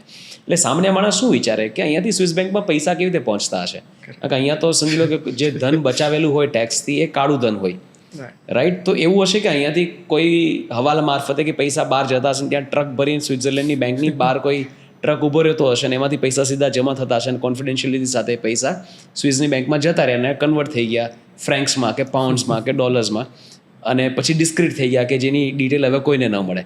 એવી રીતે લોકો પૈસા જમા કરાવતા હશે કે શું? એક સામાન્ય માણસો માટે જરા ડીકોડ કરો કે સ્વિસ બેંકમાં લોકો જે આટલા બધા રૂપિયા નાખે છે એ કેવી રીતે જતા હશે ત્યાં? ભાઈ, જ્યારે આપણું તો પહેલાં તો ઇન્ડિયામાં જે બી હોય ફેસિનેટિંગ બોલિવૂડ સ્ટાઇલમાં જ કાંઈ બી આપણે જે ઇમેજિન લોકો કરતા આઈ હોય. થિંક શિવાજી ધ બોસ અને બીજી ઘણી બધી મૂવીમાં જ્યારે હું નાનો હતો હા, ત્યારે આવું આવતું હતું કે બેન્કર આવે ગાડીમાં અને સુટકેસ લઈ લે, પૈસા લઈ લે જાય. આઈ થિંક શિવાજી મૂવીમાં કે કોઈકમાં તો છે. Right right. અને પછી એ તમને નંબર આપે અને ફેસથી તમે જો એટલે બધા પૈસા ટ્રાન્સફર થઈ જાય. મારા 13 વર્ષના એક્સપિરિયન્સમાં આવું મેં ક્યારે જોયેલું નથી. આ બધું એક ડ્રીમી ફિલ્મી બોલિવૂડ સ્ટાઇલ છે કે જે આપણને શોકેસ કરે કે હા ફલાના બિઝનેસમેનના ને પોલિટિશિયનના પૈસા આવા કોઈ આવી રીતે ક્યારે કોઈ પહોંચતું નથી અને ક્યારે પહોંચતા બી ન હોય. આ એક ઇમેજિનરી વર્લ્ડ છે જે એન્ટરટેનમેન્ટ માટે સારું લાગે. બરાબર. પણ ઓફકોર્સ કે જે ડીપ લેડેડ જે મની લોન્ડરિંગ જે એકચ્યુઅલમાં ઓપરેટ થાય, એમાં સિરીઝ ઓફ વેરિયસ ફાઇનાન્શિયલ ઇલરેગ્યુલારિટીઝ કરીને આપણે જોઈએ છીએ ઘણી કંપનીઓના પેમેન્ટ, જેવી રીતે આપણે ડાયમંડ મર્ચન્ટ જે અત્યારે accuse of serious crime in India છે, અત્યારે બહાર છે ઇન્ડિયાની બહાર. તો એવા ઘણા બિઝનેસમેન છે જે ઇરેગ્યુલારિટીઝ કરે, પૈસા સાઇફનિંગ ઓફ કરે અને પછી અલગ લેયરમાં, પણ પૈસાની ટ્રકથી ક્યારે ન જાય. બરાબર. અલગ માધ્યમથી પૈસા શિફ્ટ થઈને સ્વિસમાં પાર્ક થતા હશે, પણ જાય તો વ્હાઇટમાં જ. જાઇટમાં તો એ બેન્કિંગ ટ્રાન્ઝેક્શન જ છે, કારણ કે ટ્રક તો લઈને ભરીને પૈસાની ગણી તો સ્વિટ્ઝરલેન્ડ બેંક બી એક્સેપ્ટ નથી કરવાનું. રાઈટ. એટલે they don't accept cash. Absolutely, they are not. Switzerland તો એટલું સ્ટ્રોંગ છે કે તમે એમાં જરા કેશ બી ડિપોઝિટ કરવા જાઓ તો AML રેગ્યુલેશનમાં એન્ટી મની લોન્ડરિંગ બોલાય. Yes yes. AML રેગ્યુલેશનમાં તમને પૂછે આ કેશનો સોર્સ ક્યાં છે. બરાબર. આજે વર્લ્ડના બધા જ કન્ટ્રીમાં રૂલ એપ્લિકેબલ છે. ટ્રુ. તો આ કેવી રીતે કોઈ કરી જાય છે મને બી જાણવું છે, તો ક્યુરિયોસિટી છે મને બી તમારી છે. અને સેફ હેવન એક આપણા ઇન્ડિયામાં એક એવું વર્ષોથી આજે પોલિટિકલી કહી શકો તમે કે આજે સ્વિટ્ઝરલેન્ડમાં આપણા પૈસા પડ્યા છે, આપણે પાછા લાવશો કે આ. હવે એ પૈસા પડ્યા છે તો એ પૈસા એકચ્યુઅલ સાચા બી હોઈ શકે. અગર બેન્કિંગ માધ્યમથી કોઈએ ઇન્વેસ્ટ કર્યા છે તો RBIના અપ્રુવલથી ગયા હોય, ટેક્સ રિટર્નમાં ડિસ્ક્લોઝ થઈને ગયું હોય. ઓફકોર્સ ક્રાઇમ કરીને ગયા છે તો એ ચેલેન્જ છે, તો તમે લીગલ રૂટ ફોલો કરો અને ડેફિનેટલી તમે રિપેટ્રિએટ કરી શકો. રાઈટ. તો આ એક વસ્તુ છે કે જે તમે એન્ટરટેનમેન્ટ માટે શું એક પંચ આપી દો અને એક રિયલી લીગલમાં શું યુઝફુલ છે. World of difference. રાઈટ. તમે અબુધાબી રોયલ ફેમિલીના લીગલ કન્સલ્ટન્ટ છો. You are a legal adviser to Abu Dhabi royal family. એમને શું લીગલ એડવાઇસની જરૂર પડે? એમનો જ દેશ છે, એમનો જ કાયદો છે, એમનો જ લો છે, એને તમે શું એડવાઇસ આપો legally, and what you take care for them? ભાઈ, કપલ ઓફ યર્સ બેક જ્યારે આઈ થિંક હું યુએસમાં હતો અને એમની રોયલ ફેમિલીના ઓફિસના CEOને મળેલો, અને I was I think 26 year old, one of the youngest Indian to represent India. અને સર્ટન પોઈન્ટ જે લીગલ માટે મેં જે એમને ત્યાં કોન્વર્સેશનમાં આવ્યું, અને after 1-2 years I landed in Dubai for my legal practice to start.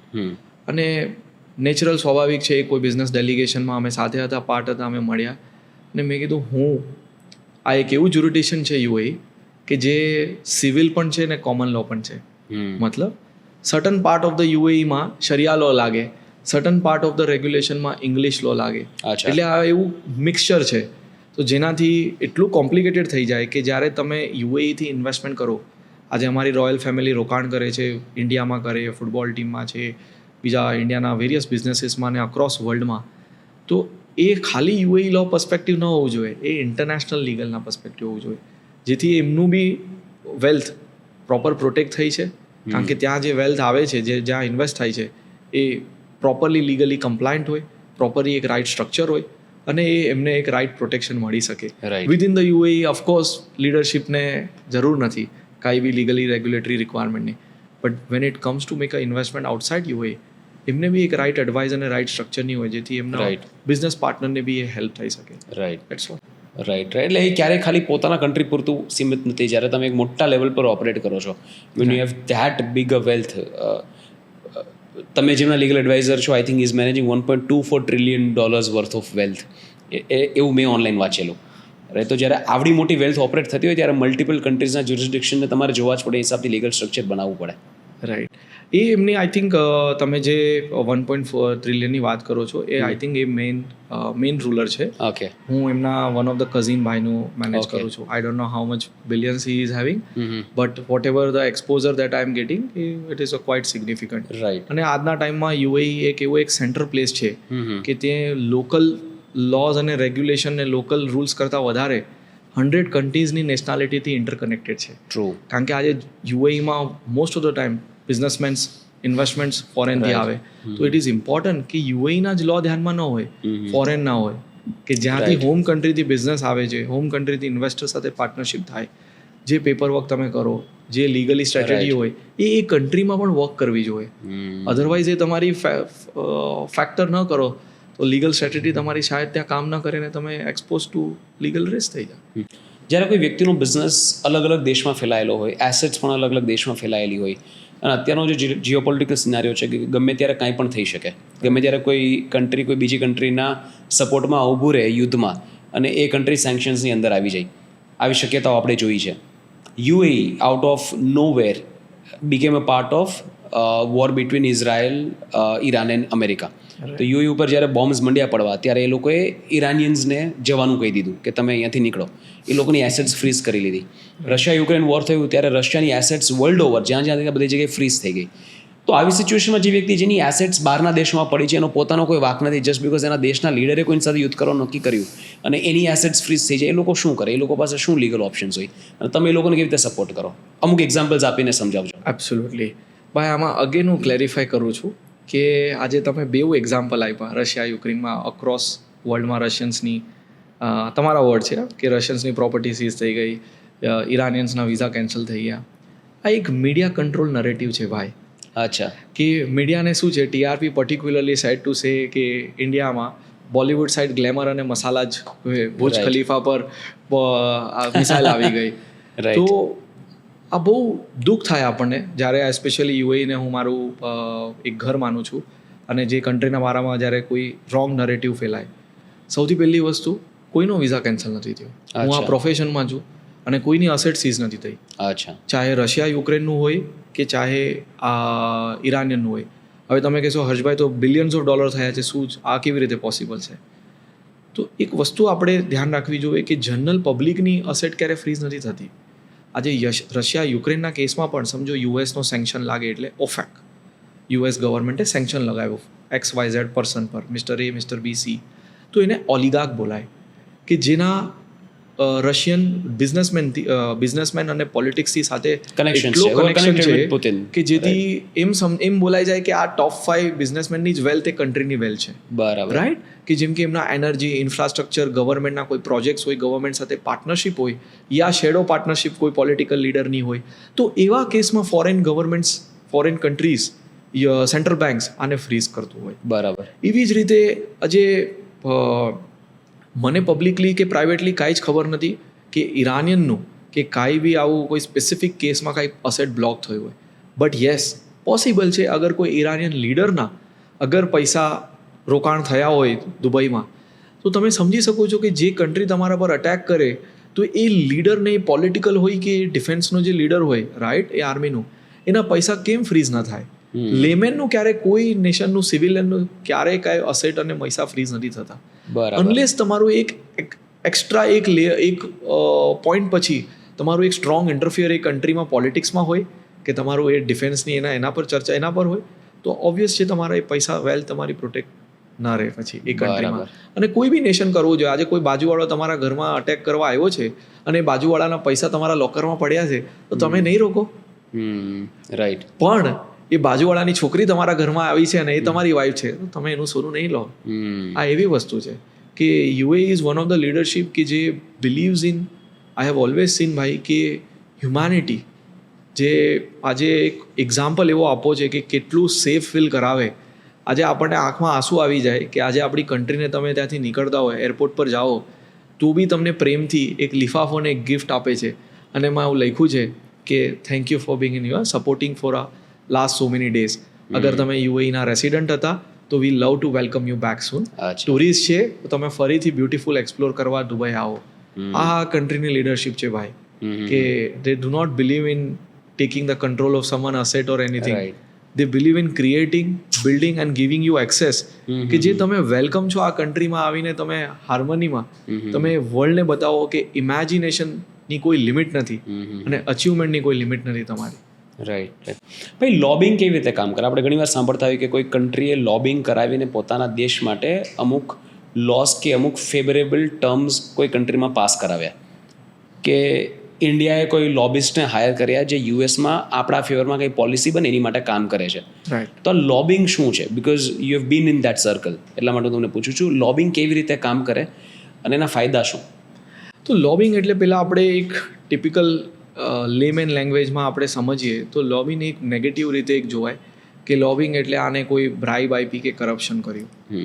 તો બ્રાઇબ અને corruption is a crime, but તમારા ઇન્ટરેસ્ટ અને તમારી બિઝનેસ કહો કે તમારા કન્ટ્રીના ઇન્ટરેસ્ટને તમે કોઈની સાથે જઈને એની ચર્ચા કરો, એની ડિપ્લોમસી એ ટોપિક પર તમે એના માટે તમારા પોઈન્ટ ઓફ વ્યૂ, ફેક્ટ્સ અને સર્કમસ્ટન્સથી તમે એક્સપ્લેન કરો કે તમે આ નીતિ ચેન્જ કરો કે આ નીતિમાં ફેરફાર કરો, જેથી બે કન્ટ્રીના બાયલેટરલ ટ્રેડ, રિલેશન અને વેરાયટી ઓફ બધી ચીજોમાં તમને એક સફળતા મળી શકે. તો એને એક લોબિંગ કહી શકીએ. બરાબર. હવે અનફોર્ચ્યુનેટલી આપણા ઇન્ડિયામાં એક લોબિસ્ટનો એક એવો કોઈ પ્રોફેશન નથી.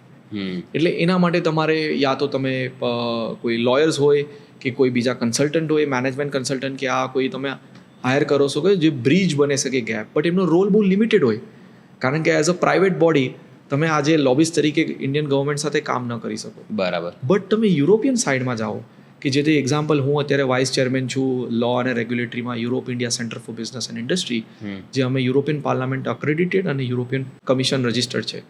તો મારા પાસે પાર્લામેન્ટનો બેચ છે અને એક્સેસ છે કે ઇન્ડિયા રિલેટેડ, ઇન્ડિયા સેન્ટ્રિક જે બી આપણને લાગે કે આપણા બિઝનેસીસ, પ્રોફેશન્સ, સર્વિસ પ્રોવાઈડર અને વેરિયસ ઇન્ડિયા સેન્ટ્રિક ને ઇન્ડિયાના નેશન્સના ઇન્ટરેસ્ટ માટે યુરોપમાં જે આપણને પ્રોબ્લેમ્સ છે અને ચેલેન્જીસ છે એને આપણે એક લોબિસ્ટ તરીકે એક પ્રોફેશનલ એક ઇન્ટરેસ્ટ ગ્રુપ કરીને બોલાય કે જેથી તમે રિપ્રેઝેન્ટ કરો ત્યાં તમે અપોઝિટ પાર્ટીને, યુરોપમાં જે તમારા કાઉન્ટર પાર્ટ હોય, અને એક નરેટિવ જે ઇન્ડિયા તરફ જે એમને ત્યાં અલગ દર્શાતું હોય, જે તમે પોતાના એક્સપિરિયન્સથી ને કેપેબિલિટીથી કેવી રીતે એને તમે મોડિફાય કરવામાં હેલ્પ કરો. રાઈટ. તો એક્ઝામ્પલ આપું કે આજે એ લોબિસ રોલ શું કરે એક્ઝેક્ટલી.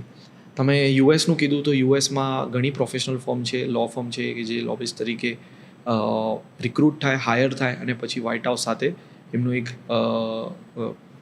કોર્ડિનેશન થાય અને એન્ગેજમેન્ટ અને ડાયલોગ હોય જે ડિપ્લોમસીના એક્શનમાં લાવે. હવે યુરોપિયન પાર્લામેન્ટમાં મારા શું લાસ્ટ 3 વર્ષથી જે હું કોન્ઝિક્યુટિવ જઈ રહ્યો છું યુરોપ ઇન્ડિયા બિઝનેસ ફોરમમાં, હું સ્પીકર વેરિયસ ટોપિક્સ પર ઇન્ડિયા ઇન્ટરેસ્ટ પર, અને મારી એબિલિટીથી જેટલા ઇન્ટરેસ્ટ ગ્રુપને હું મળી શકું કે ઇન્ડિયાનો ઇન્ટરેસ્ટ આપણે ત્યાં પ્રોટેક્ટ કરી. તમને એક એક્ઝામ્પલ આપું કે આજે ઇન્ડિયા અને Europe free trade agreement, honourable prime minister Narendra મોદીએ ફેન્ટાસ્ટિક એમની ટીમે લાસ્ટ આટલા રિસન્ટ યર્સમાં dozens of free trade agreement sign કરી નાખ્યા છે બધા વર્ષોથી. એમાં ઇન્ડિયા અને યુરોપિયન યુનિયન પણ છે. આજે અગ્રીમેન્ટ સાઇન થઈ જવાથી, કન્ક્લુઝન થઈ જવાથી એક ડોર એક્સેસ થયો, રાઈટ, યુરોપિયન બિઝનેસમેનને ઇન્ડિયામાં અને ઇન્ડિયનને યુરોપમાં. બટ એ પર્ટિક્યુલર પ્રોડક્ટ અને સર્વિસ શું યુરોપિયન બાય કરશે યા શું મારી સર્વિસ અવેલ કરશે? એ જે ચેલેન્જીસ આજે કોર ફેસ કરી રહ્યું છે ઇન્ડિયન્સ પ્રોડક્ટ અને ઇન્ડિયન એન્ટરપ્રિન્યોર્સ, એના જે ક્વોલિટેટિવ ફેક્ટર્સ બહુ ઘણા છે. એના પર અમે અમારી કોશિશ છે કે અમે કેવી રીતે એ ઇન્ટરેસ્ટને પ્રોટેક્ટ કરીએ. એક્ઝામ્પલ, આજે ઇન્ડિયન પ્રોડક્ટ અને સર્વિસની ક્વોલિટી ટોપનોચ લાવવા માટે અપગ્રેડ કરવા માટે જોઈએ. જસ્ટ બિકોઝ આપણે કોસ્ટમાં લેસ છે કમ્પેર ટુ યુરોપિયન, તમે ઇઝીલી રિપ્લેસ નહીં કરી શકો. Quality is a only way that you can build a strongest wealth forum. ત્રીજું તમે કહી શકો કે ઇન્ડિયાના બારામાં જેટલી પોઝિટિવ ન્યૂઝ ઇન્ડિયાની બહાર આવે છે વેસ્ટર્ન મીડિયામાં, જેવી રીતે યુરોપિયન મીડિયામાં, એનાથી બહુ જ વધારે માત્રામાં નેગેટિવ ન્યૂઝ શોકેસ થાય છે. તો એનું કારણ તમે એમ કહી શકો કે less interest of Europeans in the India market પર છે. અને એનું કારણ એ બી છે કે આપણી ઇન્ડિયા કાઉન્ટર પાર્ટ ઇન્ડિયન મીડિયાએ એમને બી રોલ નિભાવવો જોઈએ કે યુરોપિયન સાઇડની નેગેટિવ રોલ પણ અહીંયા બતાવવો જોઈએ. આજે આપણે યુરોપિયન સાઇડમાં કે આ બધી સ્કૂલ, ફલાણા સ્કૂલ ને ફલાણી યુનિવર્સિટી તમને ઓફર કરે છે MBA, પણ કેમ આપણી મીડિયા એના પર શોકેસ નથી કરતું કે MBA 50 લાખનો MBA કરીને આપણા ભાઈ અને બહેનને ફ્રાન્સમાં કે લંડનમાં જોબ જ નથી, વિઝા જ નથી મળતા, રાઈટ? તો આ બહુ મોટો રોલ છે, કારણ કે આપણે આપણી જ કન્ટ્રીનું ખાલી આપણી જ કન્ટ્રીમાં ડોમેસ્ટિકમાં તમે બતાવશો અને તમે ફોરેનનું જે ગલત સાઈડ ને નેગેટિવ ને ત્યાં જે ચેલેન્જ છે, આપણે નેગેટિવ પર ફોકસ નથી કરવું, પણ જે ચેલેન્જીસ આપણા સિટીઝન જ્યારે કન્ટ્રીમાં જાય છે એ તો હાઇલાઇટ કરવું જોઈએ, જેથી આપણા કમ્યુનિટીને અવેરનેસ આવે ત્યાં જતા પહેલા. અને એક રોઝી પિક્ચરમાં ન હોય કે સ્વિટ્ઝરલેન્ડની જે ટ્રેન દેખાય છે એ જ બહુ મસ્ત છે અને એ જ આખું યુરોપ છે. Of course Europe is beautiful, but that does not mean they do not have a problem. તો એ પ્રોબ્લેમ ક્યારે આપણા ઇન્ડિયામાં હાઇલાઇટ નથી કરતું. અને એવી જ રીતે યુરોપિયન સાઇડમાં નેગેટિવ ન્યૂઝ જ હાઇલાઇટ થાય કે ઇન્ડિયા એટલે તમે આજે બી એક સાઇડ ઓફ પીપલ છે જે યુરોપમાં તમે જે બી વિંગ કહો, ફાર ઇસ્ટ વેસ્ટ, એમાં એવું જ લાગે કે ઇન્ડિયન્સ એટલે લેબર છે, ઇન્ડિયન્સ એટલે પ્રોડક્ટ લો કાસ્ટ ક્વોલિટી છે, ઇન્ડિયન્સ એટલે માસ અનહાઇજીન અનસિવિલાઇઝ પીપલ છે. ઓફકોર્સ ઇન્ડિયા આટલો મોટો વિશાળ દેશ છે, 100 કરોડથી ઉપર આબાદી છે, તો એમાં તમને ઓવરનાઇટ તો આ બધા ચેન્જીસ નહીં આવે. Serious work I am sure આપણે કરવાનું છે. હું પણ માનું છું કે આપણા દેશમાં ઘણું સિવિલાઇઝ સોસાયટીની જેમ ક્લાસમાં બિહેવ કરવામાં બહુ ચેન્જીસની જરૂર છે, but that does not mean that defines India, right? તો એ ઇન્ડિયાની પોઝિટિવ સાઇડ હું કેવી રીતે ત્યાં યુરોપમાં બતાવી શકું કે ઇન્ડિયા એક રીચ હિસ્ટ્રી છે, એક રીચ કલ્ચર છે, એક રીચ સેન્સ ઓફ જે આપણે જે મલ્ટીલેટરલિઝમ છે, જે યુનિટી છે, આ તમને યુરોપમાં જોવા નથી મળતું. એ છે કે ઇન્ડિયાની સોફ્ટ આર્ટ ઓફ ડિપ્લોમસી છે, જેનાથી કેવી રીતે તમે એક રિલાયબલ પાર્ટનરને ઇન્ડિયા તરીકે જોઈ શકો. તમે કમર્શિયલ ટ્રેડ માટે ઇન્ડિયાને રિપ્લેસ કરો છો બીજા રીજન સાથે, રાઈટ? કે સમજો આજે ચાઇના છે, પાકિસ્તાન છે, બીજી કોઈ કન્ટ્રી છે, બટ શું એ રિલાયબલ છે, એ પ્રિડિક્ટેબલ છે? વોટ અબાઉટ વેલ્યુઝ છે, રાઈટ? આજે આપણે ઇન્ડિયાની એક સ્ટ્રોંગેસ્ટ ડેમોક્રેસી છે, અને દેટ્સ વાય આપણે કહીએ કે mother of all deals between two strongest democratic bloc, European biggest democratic bloc અને આપણો ઇન્ડિયાઝ વર્લ્ડ્સ લાર્જેસ્ટ ડેમોક્રેસી. તો જ્યારે એ બેઉ એક કોમન પેરામીટર પર આવે, mutual trust, mutual respect, mutual values અને હ્યુમન વેલ્યુઝ કોર, તો આ આપણા ઇન્ડિયાના ધર્મમાં છે, વસુદેવ કુટુંબકમ. આ ફિલોસોફી કેવી રીતે આપણે ત્યાં જઈને એમને કહીએ કે તમે અમારી સાથે ટ્રેડ કરશો તો તમે લોંગ ટર્મ રિલાયબલ છો, બિઝનેસ કરશો તો તમે લોંગ ટર્મ તમે અમારા પાર્ટનર છો, એ ત્યારે જ થઈ શકે જ્યારે એ તમને એઝ અ પીપલ લાઇક કરે ને લવ કરે ને રિસ્પેક્ટ કરે, રાઈટ? તો એના માટે બહુ મોટું કામ કરવાની જરૂર છે, જેથી અમે ઘણા આપણે યુરોપિયન પાર્લામેન્ટમાં ઇન્ડિયા સેન્ટ્રિક, ઇન્ડિયા બિઝનેસ કહી શકો ફોરમ કે ઇન્ડિયા એજ્યુકેશન કહી શકો, એ આપણે ફોરમ્સ અને સબમિટ કરીએ, જેથી ત્યાંના યંગ જનરેશનમાં અવેરનેસ આવે. તો આજે ઇન્ડિયા નોલેજ પાવર માટે બી ગવર્મેન્ટ ઓફ ઇન્ડિયા કાંઈ નોલેજ કોરિડોર માટે યુનિવર્સિટી બધી માટેના પ્રોગ્રામ અને પ્લાન ચાલી રહ્યા છે. તો એ યુનિવર્સિટીમાં ફોરેન સ્ટુડન્ટ યુરોપથી કેમ ના આવે? આપણો ઇન્ડિયન સિટીઝન યુરોપમાં ભણવા જાય એના કરતાં યુરોપનો સિટીઝન ઇન્ડિયામાં કેમ ના આવે? શું આપણું એજ્યુકેશનની ક્વોલિટી નથી? શું આપણે એ ટ્રેન ન કરી શકીએ? એ ત્યારે જ કરી શકીએ જ્યારે ત્યાંના લોકોને અહીંયાના બારામાં એક positively India what they can offer એ ખબર હોય. એ વાત ત્યાં સુધી રાઈટ? એ વાત પહોંચાડવા માટે બહુ જરૂરી છે તમે પ્રોફેશનલી કેવી રીતે એક રિસ્પેક્ટફુલી અને તમે એમને સમજાવો કે શું તમે ઇન્ડિયા ઓફર કરી શકે છે. એ આપણો રોલ છે, રાઈટ? અને એના બેનિફિટ્સ બીજા પણ છે કે તમને એક તો ગ્લોબલ એક્સેસ મળે, plus ad dollar, global ad dollar is much more valuable than just Indian ad dollar. કે ઇન્ડિયામાં એડવર્ટાઇઝ કરવા માટે કોઈ બ્રાન્ડ જેટલા આપશે એના કરતાં અનેક ગણા વધારે બહાર એડવર્ટાઇઝ કરવાના બહારની બ્રાન્ડ્સ આપશે, કે ઇન્ડિયામાં એડવર્ટાઇઝ કરવા માટે બહારની બ્રાન્ડ્સ આપશે. બિકોઝ હવે અહીંયા આપણે કોસ્ટ પર વ્યૂની વાત કરીએ, અગર ડિજિટલની વાત કરું તો કોસ્ટ પર વ્યૂ 20-30 પૈસા ચાલે છે. હવે મારે યુએસમાં વ્યૂઝ જોતા હોય અગર સારી કોઈ ચેનલ પર, હું ડિજિટલની વાત કરું છું, તો 2-3 રૂપિયામાં મને વ્યૂ મળશે. તો 10x પૈસા મળી શકે એમ છે જો તમે ગ્લોબલ રીચ ઊભી કરો. ઇટ ટેક્સ ટાઈમ, પણ જો તમે ગ્લોબલ વ્યુઅરશિપ ઊભી કરો તો તમારા એડ ડોલર અર્નિંગ કેપેબિલિટીમાં પણ બહુ મોટો વધારો થઈ શકે. પણ એઝ આઈ સેડ કે it takes patience. By I want to talk about your story. 19 વર્ષની ઉંમર તમે વોટર એન્ડ શાર્ક સ્ટાર્ટ કરી. હજી તમે સીએ બન્યા પણ નહોતા, તમે એક લીગલ એડવાઇઝર ફર્મ સ્ટાર્ટ કરી જે આજે મલ્ટિપલ કન્ટ્રીઝમાં ઓપરેટ કરે છે અને એને રોયલ ફેમિલીઝને, સોવરિન એન્ટિટીઝને પણ કન્સલ્ટ કરે છે. તો કેવી રીતે એક મુંબઈમાં ગુજરાતીમાં ભણેલો છોકરો ત્યાં સુધી પહોંચે કે આટલા બધા કન્ટ્રીઝમાં ઓપરેટ કરે, વેલ્ધી ફેમિલીઝને, અલ્ટ્રા એચએનઆઈઝને કન્સલ્ટ કરે અને રોયલ ફેમિલીઝને પણ કન્સલ્ટ કરે? What has been your journey like? ભાઈ આ તો એવું છે કે હું મારા પાસ્ટમાં જઈને મને ગુઝબમ્પ આવી જાય. 19 યર્સમાં જે સ્ટાર્ટ કર્યું એનું રીઝન પર્સનલ છે, પ્રોફેશનલ છે. કે જ્યારે મેં ચાર્ટર્ડ અકાઉન્ટન્સી મેં શરૂ કર્યું, ઓબ્વિયસલી એ પેશન હતો બટ કમ્પલ્શન પણ હતું. કારણ કે હું એવા ફેમિલી બેકગ્રાઉન્ડથી આવું છું કે જ્યાં આજે સ્કૂલની ફીઝ અને કોલેજની ફીઝ આપવી એ બહુ ડિફિકલ્ટ હતું. તો હું શું એન્જિનિયર, ડૉક્ટર અને સાયન્ટિસ્ટનું વિચારી શકું.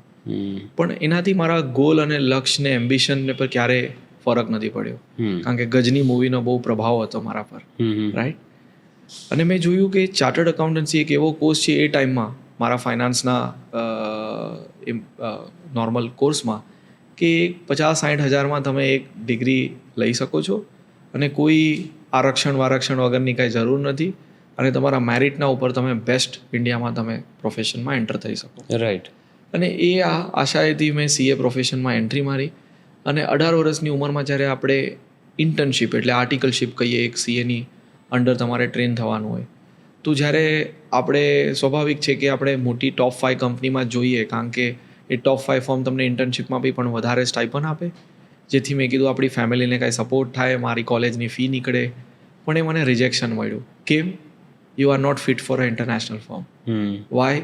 શાયદ મારા કપડાં એ લેવલના નહીં હોય, શાયદ મારી ભાષા ઇંગ્લિશમાં મારી એટલી પકડ ન હોય, શાયદ મારા બીજા હાવભાવથી એમને લાગે કે આ તું ફિટ નથી.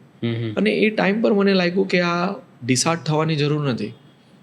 કારણ કે 99% ઓફ ધ ક્રાઉડ, હું મારા ક્લાસીસમાં જાઉં કે કોલેજમાં જાઉં, એમને બિગ ફોરમાં જ જાઉં છે. કે બધા જ એમ કહે છે કે મને ડેલોઇટમાં જાઉં છે, પીડબ્લ્યુસી, કેપીએમજીમાં. રાઈટ. તો મને એક પોતાને જાતને એક ક્વેશ્ચન આવ્યો કે હર્ષ, 99% રૂમમાંથી અગર કોઈ 4 જ કંપનીમાં જાય છે તો આ એક સ્ટ્રક્ચરલ પ્રોબ્લેમ છે. આ હું ખરાબ નથી, તો આ મારી પાસે ઓપોર્ચ્યુનિટી છે કે હું એક ફાઉન્ડેશન તૈયાર કરું કે જેથી ઇન્ડિયાને હું એક એવી ફર્મ આવું કે એ 19 યર્સમાં મારો થોટ હતો. ઓફકોર્સ કાંઈ મારા હાથમાં કાંઈ હતું નહીં અને મેં એ કંપની લોન્ચ કરી. Water and shark A I think 19 years private limited company first હતી મારી. અને હજી બી મને યાદ આવે કે મેં મૂવી જોયું નથી, વુલ્ફ ઓફ વોલ સ્ટ્રીટ. તો મારા બુકમાં મેં એમ લખેલું હતું કે ફોર્બ્સ 30 under 30 અને એડવોકેટ સીએ અને વર્લ્ડ બેસ્ટ. તો કે તું તો હજી સીએ બી નથી બન્યો, તું લોયર જોવે છે, વર્લ્ડ બેસ્ટ કેવી રીતે, આ બધું બહુ બધા સપના છે. તો મેં એ જ મારા ફ્રેન્ડોને મારા ઇન્વેસ્ટરમાં કન્વર્ટ કરી દીધા, ક્રિટિક્સને. તો મારા જે 5-6 બેસ્ટ ફ્રેન્ડ હતા જેમને ખબર છે કે મારી ફેમિલીની હાલાત શું હતી ને મારા એમ્બિશન શું છે, તો મેં કીધું કે ભાઈ તું ડેલોઇટમાં સ્ટાઇપન્ડ લે છે આજે, તને ફ્યુચર ડેલોઇટનો ઓનર બનવો છે? તો બોલે કે આ ફિલ્મી લાઇલ છે ભાઈ, પણ શું છે? મેં કીધું તારા સ્ટાઇપન્ડનો 1 મહિનાનું જે સ્ટાઇપન્ડ આવે તમને, ત્યારે 20,000 15,000 કંઈક બિગ ફોરમાં મળતું હતું, તો એ મને કંપનીમાં શેર્સ લઈ લે અને હું તને 5x 10x રિટર્ન આપવાનું મારું જવાન છે. અને ભાઈ આ બધા જ share holder I think last 4 વર્ષ પહેલાં વિલિંગલી આપણે એમને એક્ઝિટ આપેલો. તો આ એક માઇન્ડસેટ, એક કી રોલ કે હું ક્યાંથી આવું છું, મારા શું લિમિટેશન છે અને મારી શું ચેલેન્જ છે, હું ક્યારેય એને જોતો જ નથી. કારણ કે હર ડે હું હંમેશા એમ જોઉં છું ફ્યુચર, ગોલ અને એમ્બિશન. કારણ કે ભગવાને હંમેશા પ્રેશર આપ્યું છે ને પ્રેશર જ જોઈએ છે. પ્રેશર પહેલાં હતું કે દવા કેવી રીતે ગોતવાનું, ઘરની છત કેવી રીતે ગોતવાનું અને સ્કૂલની ફીસ કેવી રીતે ભરવાની અને જૂતા કેવી રીતે આપણે સારા ગોતવાના. આજે એ જ પ્રેશરને હું એમ્બિશનના પ્રેશરમાં આપી દઉં છું. બિકોઝ પ્રેશર એક પ્રિવિલેજ છે. ભગવાને તમને ચૂઝ કર્યો છે, તમે હેન્ડલ કરી શકો છો એટલે આ પ્રેશર આપ્યું છે. હવે એ જ પ્રેશરને હું એમ્બિશનમાં કન્વર્ટ કરીને હું ગોલ્સ જ્યારે વર્લ્ડના ટોપ સાથે ધ્યેય રાખું કે મારી ફર્મને ભલે સીએ હોય, લીગલ હોય કે કાંઈ બી, મારે વર્લ્ડની ટોપ મોસ્ટ બનાવી છે, તે મારો એમ્બિશન છે. એને મેં ગોલમાં કન્વર્ટ કર્યું અને ગોલમાં પ્રેશર લઈને એક્શન કરીએ. આજે બહુ બધા ઇન્ડિયામાં પ્રોફેશનલ છે, ચાર્ટર્ડ એકાઉન્ટન્ટ્સને આ કે ઇન્ડિયામાં આપણે બિગ ફોરને કાઢી નાખો તો અને આપણે જ પોતે લોન્ચ કરીએ, તો આ એક હુમલાબાજી છે. શું તમારી પ્રિપેરનેસ છે, શું તમારા એક્શન પ્લાન છે, શું તમારી કેપેબિલિટી છે, સ્કિલ સેટ છે ને ઇન્ટરનેશનલ એક્સપોઝર છે, એના વગર કાંઈ બી કરવું એ દેશ પ્રેમ તો છે પણ એ દેશના હિતમાં નથી. તો આજે હું તો એકલા હાથે કાંઈ ન કરી શકું, પણ મેં હર ઇનિશિયલ 3-4 મહિના 6 મહિનામાં મને યાદ આવે છે કે આપણને સીએ બની જાઓ તો તમને ખુશી હોય કે તમે ઘરમાં કંઈક સારી નવી વસ્તુ લાવો, મમ્મીને કંઈ આપો અને તમે પોતે પોતાના માટે લો. બટ મારો ફર્સ્ટ ઓલવેઝ એમને મારા કેવી રીતે હું કનેક્ટ રહું અને હું કેવી રીતે એમાં ઇન્વેસ્ટેડ રહું. એનો મતલબ હર 6 મહિનામાં હું કાંઈ બી પ્રોફિટ ઇન્ડિયાની સીએ ફર્મમાંથી કરતો હતો કે મુંબઈમાં એક બોરીવલીમાં, તમે શાયદ ખબર હશે, બોરીવલીમાં એક 100 સ્ક્વેર ફીટની મારી ઓફિસથી મેં ચાલુ કર્યું. 2-3 લાખ રૂપિયા તમે પ્રોફિટ જનરેટ કરો 3 મહિનામાં. હું એ પ્રોફિટને પ્રોફિટ નહોતો સમજતો, મારું future capital in my journey. એ 3 લાખ લઈને મને ક્યારે ઇન્ડિયાની બહાર ખબર જ નથી શું છે. Normal lower class family member કે જેને વર્લ્ડનો કાંઈ એક્સપોઝર નથી, ડરવાનું શું છે? ફ્લાઇટ લઈને હું સિંગાપુર જતો હતો, ફ્લાઇટ લઈને હું હોંગકોંગ જતો હતો, ફ્લાઇટ લઈને હું દુબઈ, અને ખાલી જોવા એ લોકો કેવી રીતે ઓપરેટ કરે છે, એ કન્ટ્રીમાં, એ ત્યાં કન્ટ્રીમાં શું લોકો બોલે છે, શું પહેરે છે, શું બિઝનેસીસ છે, શું સીએ આપણા ઇન્ડિયન ફેટર્નિટી ક્યાં શું કરે છે. તો એ જસ્ટ સમજવા જાઉં છું ને ચાય કોફી પીને હું પાછો આવી જતો હતો, નારાજ થઈને નહીં, rich of wealth of experience લઈને. અને ભાઈ એવું બોલ્ડનેસ અને એવી રિસ્ક, તમે ટાઈમ પર રાઈટ પીપલ સાથે તમે અલાઇન થાઓ, ભગવાન તમારો રસ્તો ઓટોમેટિક કરી દે છે. એવા કેસ છે કે ભાઈ એક ફોન કોલ આવે કે તારી સિંગાપોરમાં ઓફિસ છે, આપણે મળવું છે, કોઈ 8 વર્ષ જૂની વાત છે, આવે છે તો ઘૂસબમ્પ આવે છે. અને આપણે કીધું છે ને ભાઈ હું સિંગાપોરનું બી કામ કરું છું, તો કે 10 દિવસ પછી ગ્લોબલ બોર્ડ મળવા માંગે છે. ભાઈ 24 અવર્સમાં ક્રેડિટ કાર્ડ સ્વાઇપ મારીને મારું ને મારા ફ્રેન્ડનું, બેસ્ટ ફ્રેન્ડનું ફ્લાઇટ બુક થાય છે, મારી હોટલ બુક થાય છે અને કંપની લોન્ચ થાય છે 24 કલાક. આવી રીતે સેટઅપ થાય. તો ઓપોર્ચ્યુનિટી આવતી નથી, તમે ઓપોર્ચ્યુનિટી ડરી જાઓ એક બહુ મોટું. આજે ઇન્ડિયન પ્રોફેશનલ્સમાં, હું બીજી ફિલ્ડમાં ન કહી શકું, હું એક્સપર્ટ નથી, પણ મેં ઘણીવાર જોયું છે કે આજે તમે ફોરેન એક્સચેન્જ મેનેજમેન્ટ કહો, ઇન્ટરનેશનલ ટેક્સ કહો, તો આજે ઇન્ડિયામાં 10-20 ગણી ચૂડીને જ લોયર સીએ છે. કેમ એવું? કારણ કે ઇન્ડિયન સીએને પોતાના ઇન્ડિયાના જીએસટી, ઇન્કમ ટેક્સ અને પોતાના જ કામમાં તમે તમારા ક્લાયન્ટને એ જ્યાં બી જતો હોય એની તમે વાંચીને સલાહ આપવાની તમે કેપેબિલિટી બિલ્ડ નથી કરતા, તો ભાઈ બિગ ફોર કેવી રીતે ડેવલપ થઈ શકે? તો કોન્સ્ટન્ટલી આજે ફાસ્ટ ફોરવર્ડ દરેક કન્ટ્રીઓમાં હું કોન્સ્ટન્ટ પોતાના એક્સપિરિયન્સ બિલ્ડ કરવામાં, કેપેબિલિટી બિલ્ડ કરવામાં અને સામેના ચાર્ટર્ડ એકાઉન્ટન્ટ્સ, લોયર્સને પોતાની સાથે કોલાબરેટ કરવામાં, એ મારો કોન્સ્ટન્ટ પ્રયાસ હતો. અને પછી over a period of 4-5 years મેં સ્વિચ કર્યું, સીએથી લીગલ પ્રોફેશનમાં આવ્યો. કારણ કે એક ચાર્ટર્ડ એકાઉન્ટન્ટ તમને નંબર સુધી આપે, પણ સીએ પ્લસ લીગલ તમને ફાઉન્ડેશન, સ્ટ્રક્ચર, લીગલ, રેગ્યુલેટરી ને નંબર્સ એ જે કમ્બાઈન કરીને આપે. અને એમાં જે એક મિસિંગ પ્લોટ હતો, ડિપ્લોમસી અને જીઓપોલિટિક્સ એડવાઇઝરી, જે કરંટ ફ્રેગમેન્ટેડ વર્લ્ડમાં બહુ જરૂરી છે, એ પણ આપણે લાવ્યો. એટલે આપણે આ intersection of finance, law and diplomacy એક એવી ફોર્મ છે કે જે ફેમિલી ક્યાં પણ જાય, મોબિલિટી ઓફ પીપલ અને mobility of wealth, we will make sure that you are in the safe heart. મને એકાદ બે એક્ઝામ્પલ આપો ને. તમે ફેમિલીઝને જે કન્સલ્ટ કરો છો, જે ગાઈડ કરો છો, જે આપણે હમણાં વાત થઈ ઇરાનિયન ફેમિલીની, if you can give a few example so that ઓડિયન્સને થોડું ડિટેલમાં ખબર પડે કે તમારું એક્ઝેક્ટલી કામ શું છે અને તમે કયા લેવલ પર diplomacy, tax planning, wealth management એ તમે કરીને આપો છો ફોર HNIs. સો હું તમને ઘણા એક્ઝામ્પલ આપી શકું. એમાં તમે ઈરાનનું કીધું કે આજે ઘણા ઇરાનિયન્સ આજે યુએઈમાં છે ને અક્રોસ વર્લ્ડ બિઝનેસીસ કહી શકો તમે, ભણવા માટે ગયા છે ને સો એન્ડ સો. હવે એમની ફેમિલી આજે કરન્ટલી એક ચેલેન્જીસ અને ટર્બ્યુલન્સ એન્વાયરમેન્ટમાં જીવી રહી છે. સમજો એ યુરોપમાં હોય તો એનો વિઝા કેન્સલ થઈ શકે, ડિપોર્ટ થઈ શકે, રાઈટ, સ્ટેટલેસ પર્સન થઈ જાય, પાસપોર્ટ કેન્સલ, વિઝા કેન્સલ થઈ ગયો તો ઈરાનમાં પાછું જઈ ના શકે. યુએઈમાં સમજો એમનું ગોલ્ડન વિઝા હોય, એમનું રોકાણ આખા વર્ષ વર્લ્ડમાં હોય, યા એમને યુએઈમાં રહેતા હોય પણ એમનો બિઝનેસ ગ્લોબલ હોય તો ટ્રાવેલ ન કરી શકે હોય. હવે આવા ટાઈમમાં પ્રોબ્લેમ અને ન્યૂઝને તમે ખાલી પ્રોબ્લેમ અને ન્યૂઝની જેમ વાંચીને કન્ઝ્યુમ કરીને જ બેસી જશો તો આજે આપણે એક પ્રોફેશનલ ક્યારેય એ સોલ્યુશન અને ડોર ઓપન નહીં કરે. પણ હું એને શું કહું છું, એવી રીતે જોઉં કે આજે ઈરાનને આ પ્રોબ્લેમ આવી તો હું કેવી રીતે ઇરાનિયન્સ, જે સિવિલિયન ઇરાનિયન્સ છે, જે યુએઈમાં છે અને બીજા અક્રોસ વર્લ્ડ રહેતા હોય, એમનો પ્રોબ્લેમ કેવી રીતે કરી શકીએ સોલ્વ. જેવી રીતે એક્ઝામ્પલ સેકન્ડ સિટીઝનશીપ છે, PR છે. ઓફકોર્સ હમણાં ઘણી બધી કન્ટ્રીઓ, યુરોપિયન કન્ટ્રી એમને ડોર બ્લોક કરી દીધા છે કે ઇરાનિયન અલાઉડ નથી. તો ડોમિનિકા એક આઇલેન્ડ બેઝ કન્ટ્રી છે જેની સાથે અમે એટલું ડિપ્લોમસીથી પ્રેઝન્ટેશન આપ્યું છે કે તમે તમારા રૂલ્સમાં ને પોલિસીમાં એવું કંઈક કરો કે બાય લાર્જ તમે ઓલ ઇરાનિયનને સેન્કશન ન કરી શકો, રાઈટ. પણ જે એક સિવિલિયન જે ઈરાનમાં રહેતું જ નથી, જે 30 વર્ષ 40 વર્ષથી બોર્ન એન્ડ બ્રોટ અપ દુબઈમાં છે, જેના અસેટ્સ અને બિઝનેસ અક્રોસ વર્લ્ડ છે, તમે શું કામ એને તકલીફ કરી શકો? આઈ અન્ડરસ્ટેન્ડ કે એક રીજન તમારું કોન્ફ્લિક્ટમાં છે, તમારા કન્ટ્રીના રૂલ્સ રેગ્યુલેશન એને તમને બ્લોક કરવા માંગો છો for political reason, but civilians living in UAE, how they can get a benefit of a free mobility? That is what, as a lawyer, as a strategist, we play a role to bridge the gap, right, and to solve the human problem at large. આ એક recent તમને કહી શકું.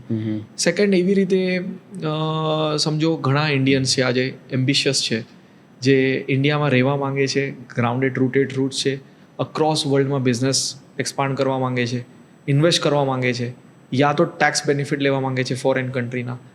પણ most of the time જ્યારે એમના CA પૂછે local, કારણ કે ઇન્ડિયામાં chartered accountant relationship is a personal relationship, it's not just business or commercial, right. So એ ટાઈમમાં ટેલેન્ટ અને કેપેબિલિટી ન હોય તો બી એ એડવાઇઝર સાથે કન્ટિન્યુ થાય. તો ઘણીવાર બિઝનેસમેનના એમ્બિશિયસ પણ આજે એમના CA એમને કટેલ કરી દેતા હોય છે. ના ભાઈ, તમારે સિંગાપુરમાં કરવું તો જુઓ ભાઈ, હમણાં પ્રોબ્લેમ છે, સિંગાપુરમાં આમ નહીં થઈ શકે, ટેક્સમાં ઇશ્યુ છે, બહાર કરવું એટલે RBI આવે. તો આ બધા ઘણા બધા મિથ જે એમની પાસે એવું એમને ખબર ન હોય, પોતાને એક્સપિરિયન્સ ન હોય, તો એ બિઝનેસમેનને કેવી રીતે રાઇટ સલાહમાં, હું હંમેશા એમ માનું કે I should not go back to my client and say this cannot be done. Should go back to my client with this is not allowed to be done under law, but this is the way that we figured out and this is the solution, provided it is possible. Right. તો એ ઘણા solution છે આજે Indian businesses. અમે અમારી ફર્મમાં અમારા team મેમ્બર્સને એમ કહીએ, અગર Reliance અને બીજી કંપનીઓ ઇન્ડિયાની ટોપમોસ્ટ ફોરેનમાં એક્સપાન્ડ આવી રીતે કરી શકે છે, તો આપણા ક્લાયન્ટ કેમ ના કરી શકે? બીજા નાના બિઝનેસમેન કેમ ના કરી શકે? રાઈટ. એનો મતલબ કંઈ ટોપ 1% ઓફ ઇન્ડિયન બિઝનેસીસ રોંગ કરે છે એવું નથી. એ લોકો બી રૂલ ફોલો કરે છે. આપણને એમને જે એક્સેસ છે એ આપણને નથી, આપણા ક્લાયન્ટને નથી.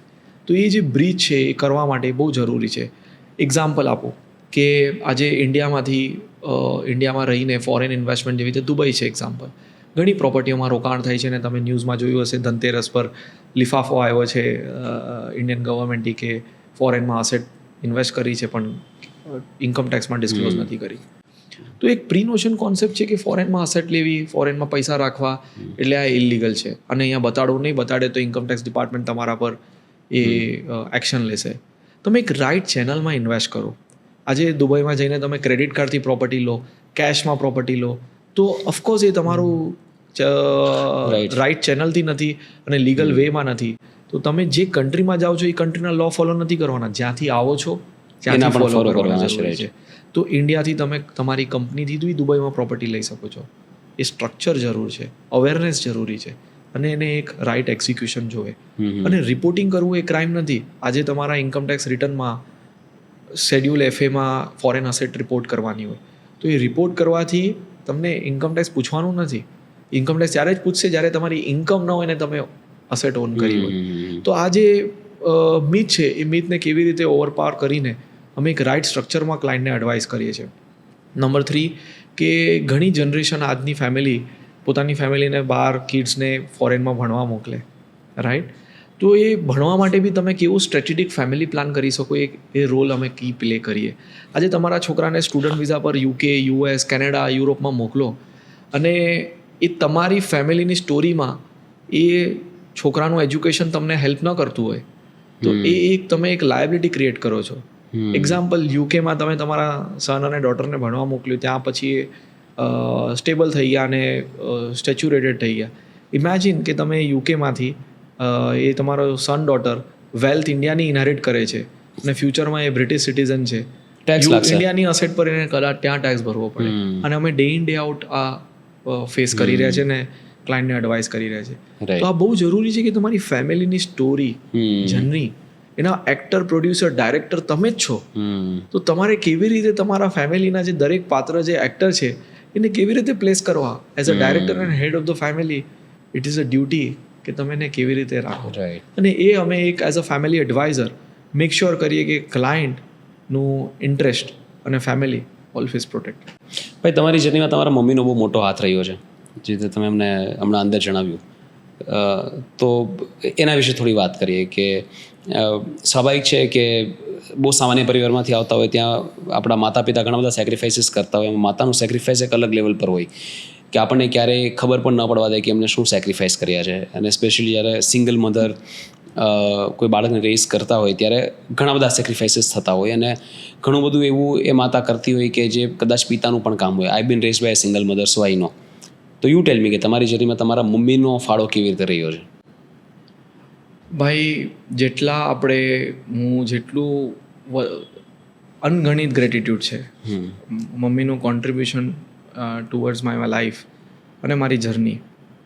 ભલે તમારી પ્રોફેશનલ વેમાં આજે તમારી મમ્મી તમને સીએ લીગલમાં સપોર્ટ ન કરે, બટ જે એના થોટ અને એક્શન અને જેના સ્ટ્રગલ છે એ જે મારી જર્નીમાં ડિફાઇન કરે એ ભાઈ હું અમૂલ્ય છે. અને આઈ થિંક આપણે ક્યારેય ઋણ ચૂકાવી ન શકીએ. એક્ઝામ્પલ તમને કહું કે ભાઈ એવા કેસીસ છે કે જે આજે ઘરમાં મારા ફાધર બી એટલી જ હાર્ડવર્કથી સપોર્ટ કરતા હતા અમને રેઝ કરવામાં, બટ સર્ટન રીઝનના લીધે તમે ક્યારેક એમ થઈ જાઓ કે આ તમારી મિસ્ટેક છે જેથી અમે આ સિચ્યુએશનમાં આવ્યા છે. અને વેરાયટી ઓફ રીઝનના માટે હું મારા ફાધરને એમ કહેતો તમારા લીધે જ અમે આ પ્રોબ્લેમમાં છે. બટ મારી મમ્મીએ હરેક પોતાના અમારા ટાઈમમાં હંમેશા એમ કહે કે બેસ્ટ એજ્યુકેશન તમને કેવી રીતે આપું, ભલે તું ગવર્મેન્ટમાં સ્કૂલમાં છે, ભલે તું કોલેજમાં છે. આ તો એ પોતે સ્ટ્રગલ કરશે, એ તમને જણાવશે ને, પોતે એવું કામ કરી લેશે કે જે એની રિસ્પેક્ટ માટે કે જે એના એજ્યુકેશનથી મેચ ન થતું હોય તો પણ એ કરી લેશે, ઓનલી બિકોઝ એને મેક શ્યોર કરવું છે કે અમને એક રાઇટ એજ્યુકેશન મળે અને આપણને એક રાઇટ ફ્યુચર બ્રાઇટ દેખાય. અને હંમેશા હું રિમેમ્બર છે કે ભાઈ હું કેટલા બી અમે તકલીફમાં હોય ને તો હંમેશા એમ જ કે કાલ સારી છે તારી, કાલ બેટર છે, તો એના માટે તૈયારી કર. તો મને આ એક્ઝામ્પલ છે કે એક દિવાળીમાં આપણે તો નાના હોય ત્યારે આપણને ભલે ખબર છે ઘરમાં તકલીફ હોય, બટ એક દિવાળી વર્ષે એકવાર આવે એટલે ફટાકડાનો તો શોખ હોય. તો ભાઈ ચાંદીની વીંટીઓ વેચીને મારી મમ્મીએ ફટાકડા અપાવ્યા છે. એટલે આપણે શું કહી શકીએ કે આપણે જે 4 દિવસો હોય દિવાળીના, આપણે 11, 12, 13 અને 4 ગણીને મને કે હું કહું 4 ને મને 8 અપાવી દે. તો એ પેઇન બી સહન કરીને કેવી રીતે દિવાળીની 4 વસ્તુ બનાવી અને નાનામાં નાનું કામ કરીને પૈસા રોકીને પોતે તકલીફ લઈને કેવી રીતે તૈયાર કર્યું છે મને ને મારી બેનને, એ આઈ થિંક અમારા સિવાય કોઈ જાણી ના શકે. અને આઈ એમ રિયલી બ્લેસ્ડ ભાઈ કે આપણે એમ કહીએ ને કે એક માણસના હાથ પાછળ તમારો વુમનનો હાથ હોય. તો મારામાં તો 3 છે પાવરફુલ, અને હવે તો 4થી મારી છોકરી રાધા લક્ષ્મી એનું નામ છે. તો પહેલાં મારી મોમ જેને મને ઇમેન્સ સેક્રિફાઈસ કર્યો, ઇમેન્સ સપોર્ટ કર્યો અને મને મારું માઇન્ડસેટ એવું બનાવ્યું કે પ્રોબ્લેમ તારા ડિફાઇન નથી કરતું, પોતાની રિસ્પેક્ટ હંમેશા નીચે ન પડવા દેવાનું. મારી મમ્મીને હંમેશા અમારા આજુબાજુના જે લોકો એને એમ કે તું તારામાં એટીટ્યૂડ બહુ છે, ઘમંડ બહુ છે, પૈસા નથી તો બી, પણ મારી મમ્મી હંમેશા એમ કે મારી સેલ્ફ રિસ્પેક્ટ છે. અને એ જે મેં ત્યાંથી પીક કર્યું ને, મેં કીધું કે જ્યારે પ્રોબ્લેમમાં મારી મમ્મી આ સોચી શકે તો હું કેમ કમ્ફર્ટમાં રાઈટ.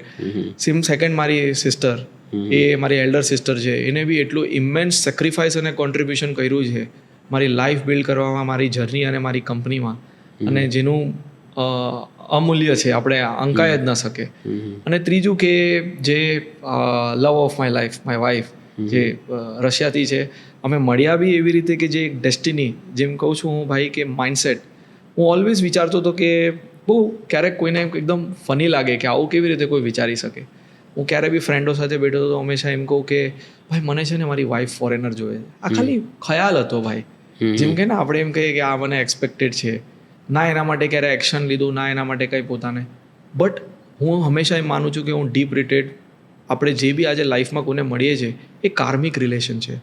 અને મારી વાઈફને મળવાનું reason B I am sure કે એક કાર્મિક રિલેશન છે. ભલે એસ્ટ્રોલોજર છે ને મને કીધું કે મેથડ્સ ઓફ લીગલાઇઝેશન ઓફ ટ્રુથમાં, એટલે આઈ થિંક કાર્મિક રિલેશન કહેવાય કે જે તમારા પાસ્ટ જન્મમાં તમારો કઈ રીઝન હશે એટલે જ આપણે કનેક્ટ થયા છે.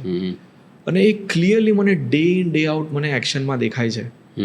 The warm and the kindness that she brings in my personal life and relationship and the mindset that she shapes.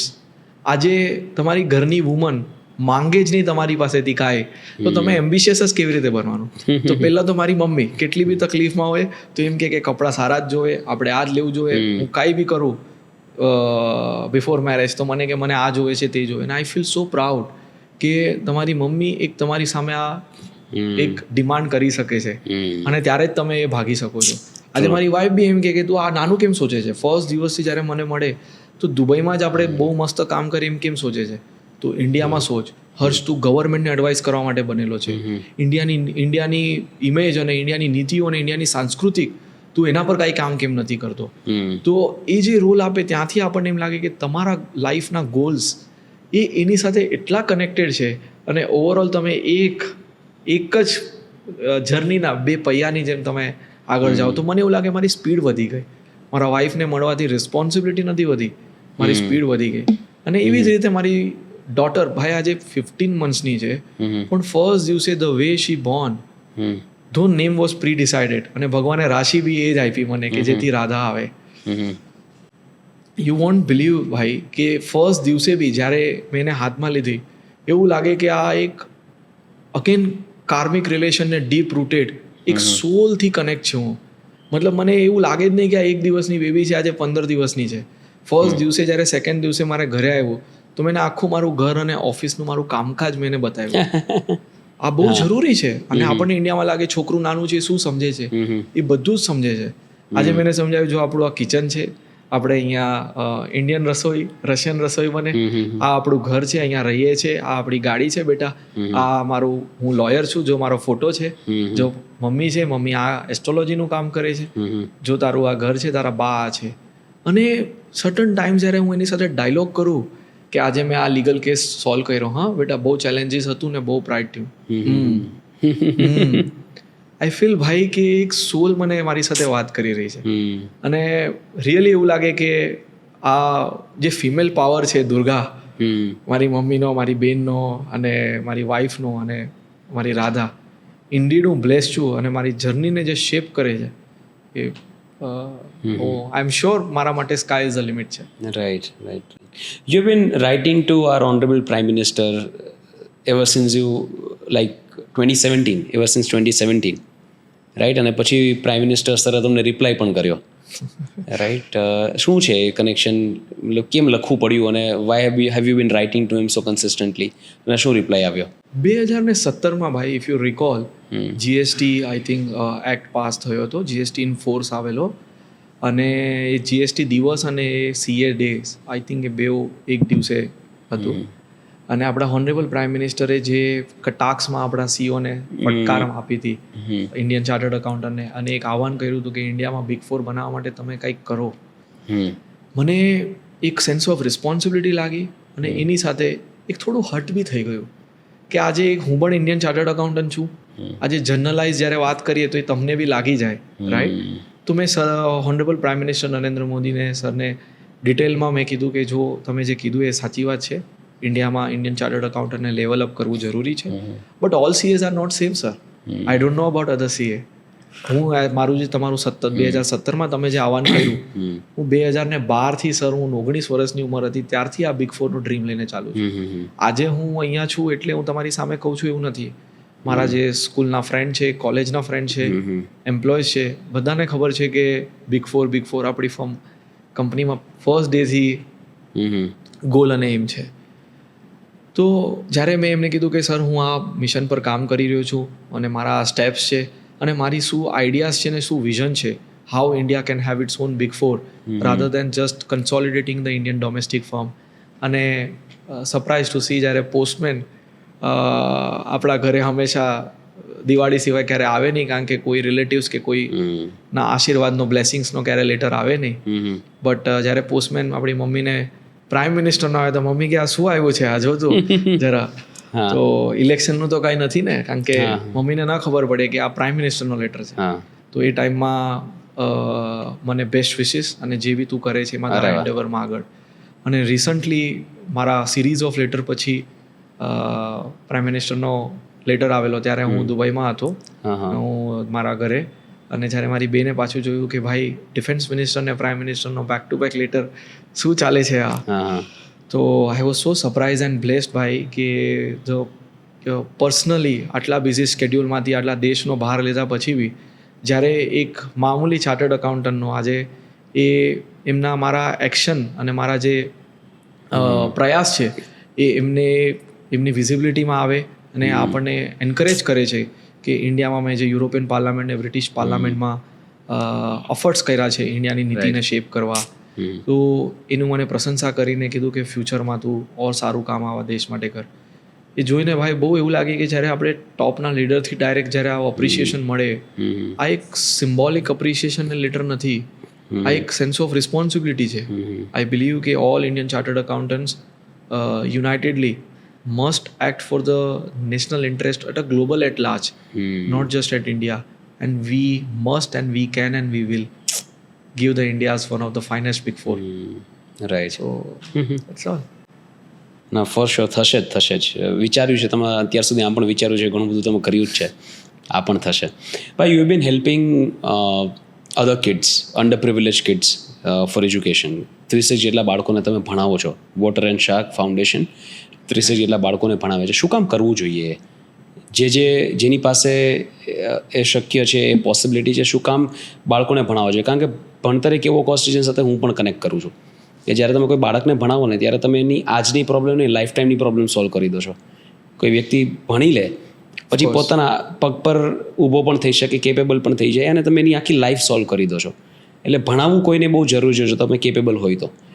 તમારો શું રીઝન છે, શું વિચાર છે એની પાછળ? ભાઈ, હું ઓલવેઝ એવું માનું કે આજે ઇન્ડિયામાં CSR છે, કોર્પોરેટ સોશિયલ રિસ્પોન્સિબિલિટી.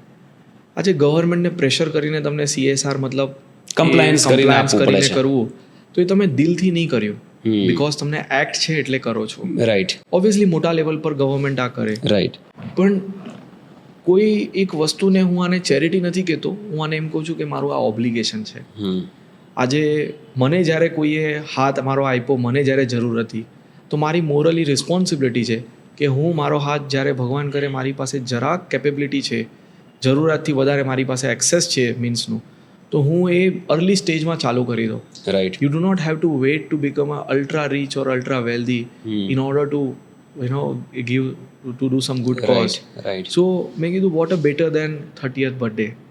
30 આપણે જવાનીમાં આપણે ઘણી પાર્ટી કરવામાં અને મજા કરવામાં અને આપણે આનંદમાં તમે પૈસા આપણે ઇન્વેસ્ટ કરીએ છીએ, રાઈટ, અને એન્જોય કરીએ છીએ. તો 30th બર્થડે પર મને એવું લાગ્યું કે કેમ હું કાંઈ જ ન કરું, બધું સ્ટોપ કરી દો લાઈફમાં, અને ગોલ જે મારો છે એ ગોલની સાથે ઇન્ક્લુઝિવ ગોલમાં હું એક રીતે રહું.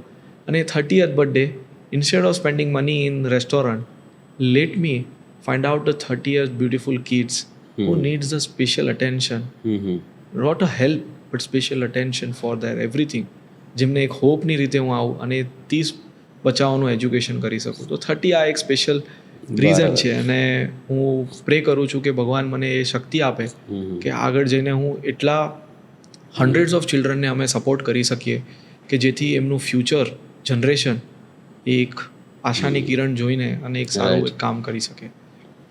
Wonderful. It's been a wonderful having this conversation with you હર્ષભાઈ. ખૂબ મજા આવી, ઘણું બધું જાણવા મળ્યું, ઘણા બધા પર્સપેક્ટિવ્સ ખુલ્યા, ઘણી બધી એવી વસ્તુ કે જેના વિશે આપણને ન ખબર હોય એ પણ જાણવા મળી.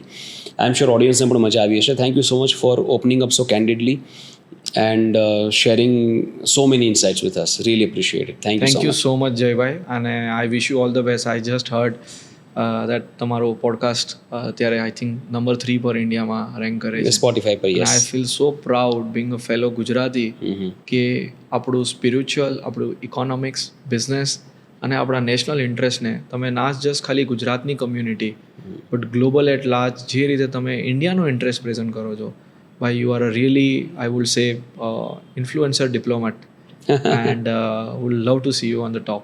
Thank you. All so the much. best and best wishes. Thank you. Really appreciate it. Thank you.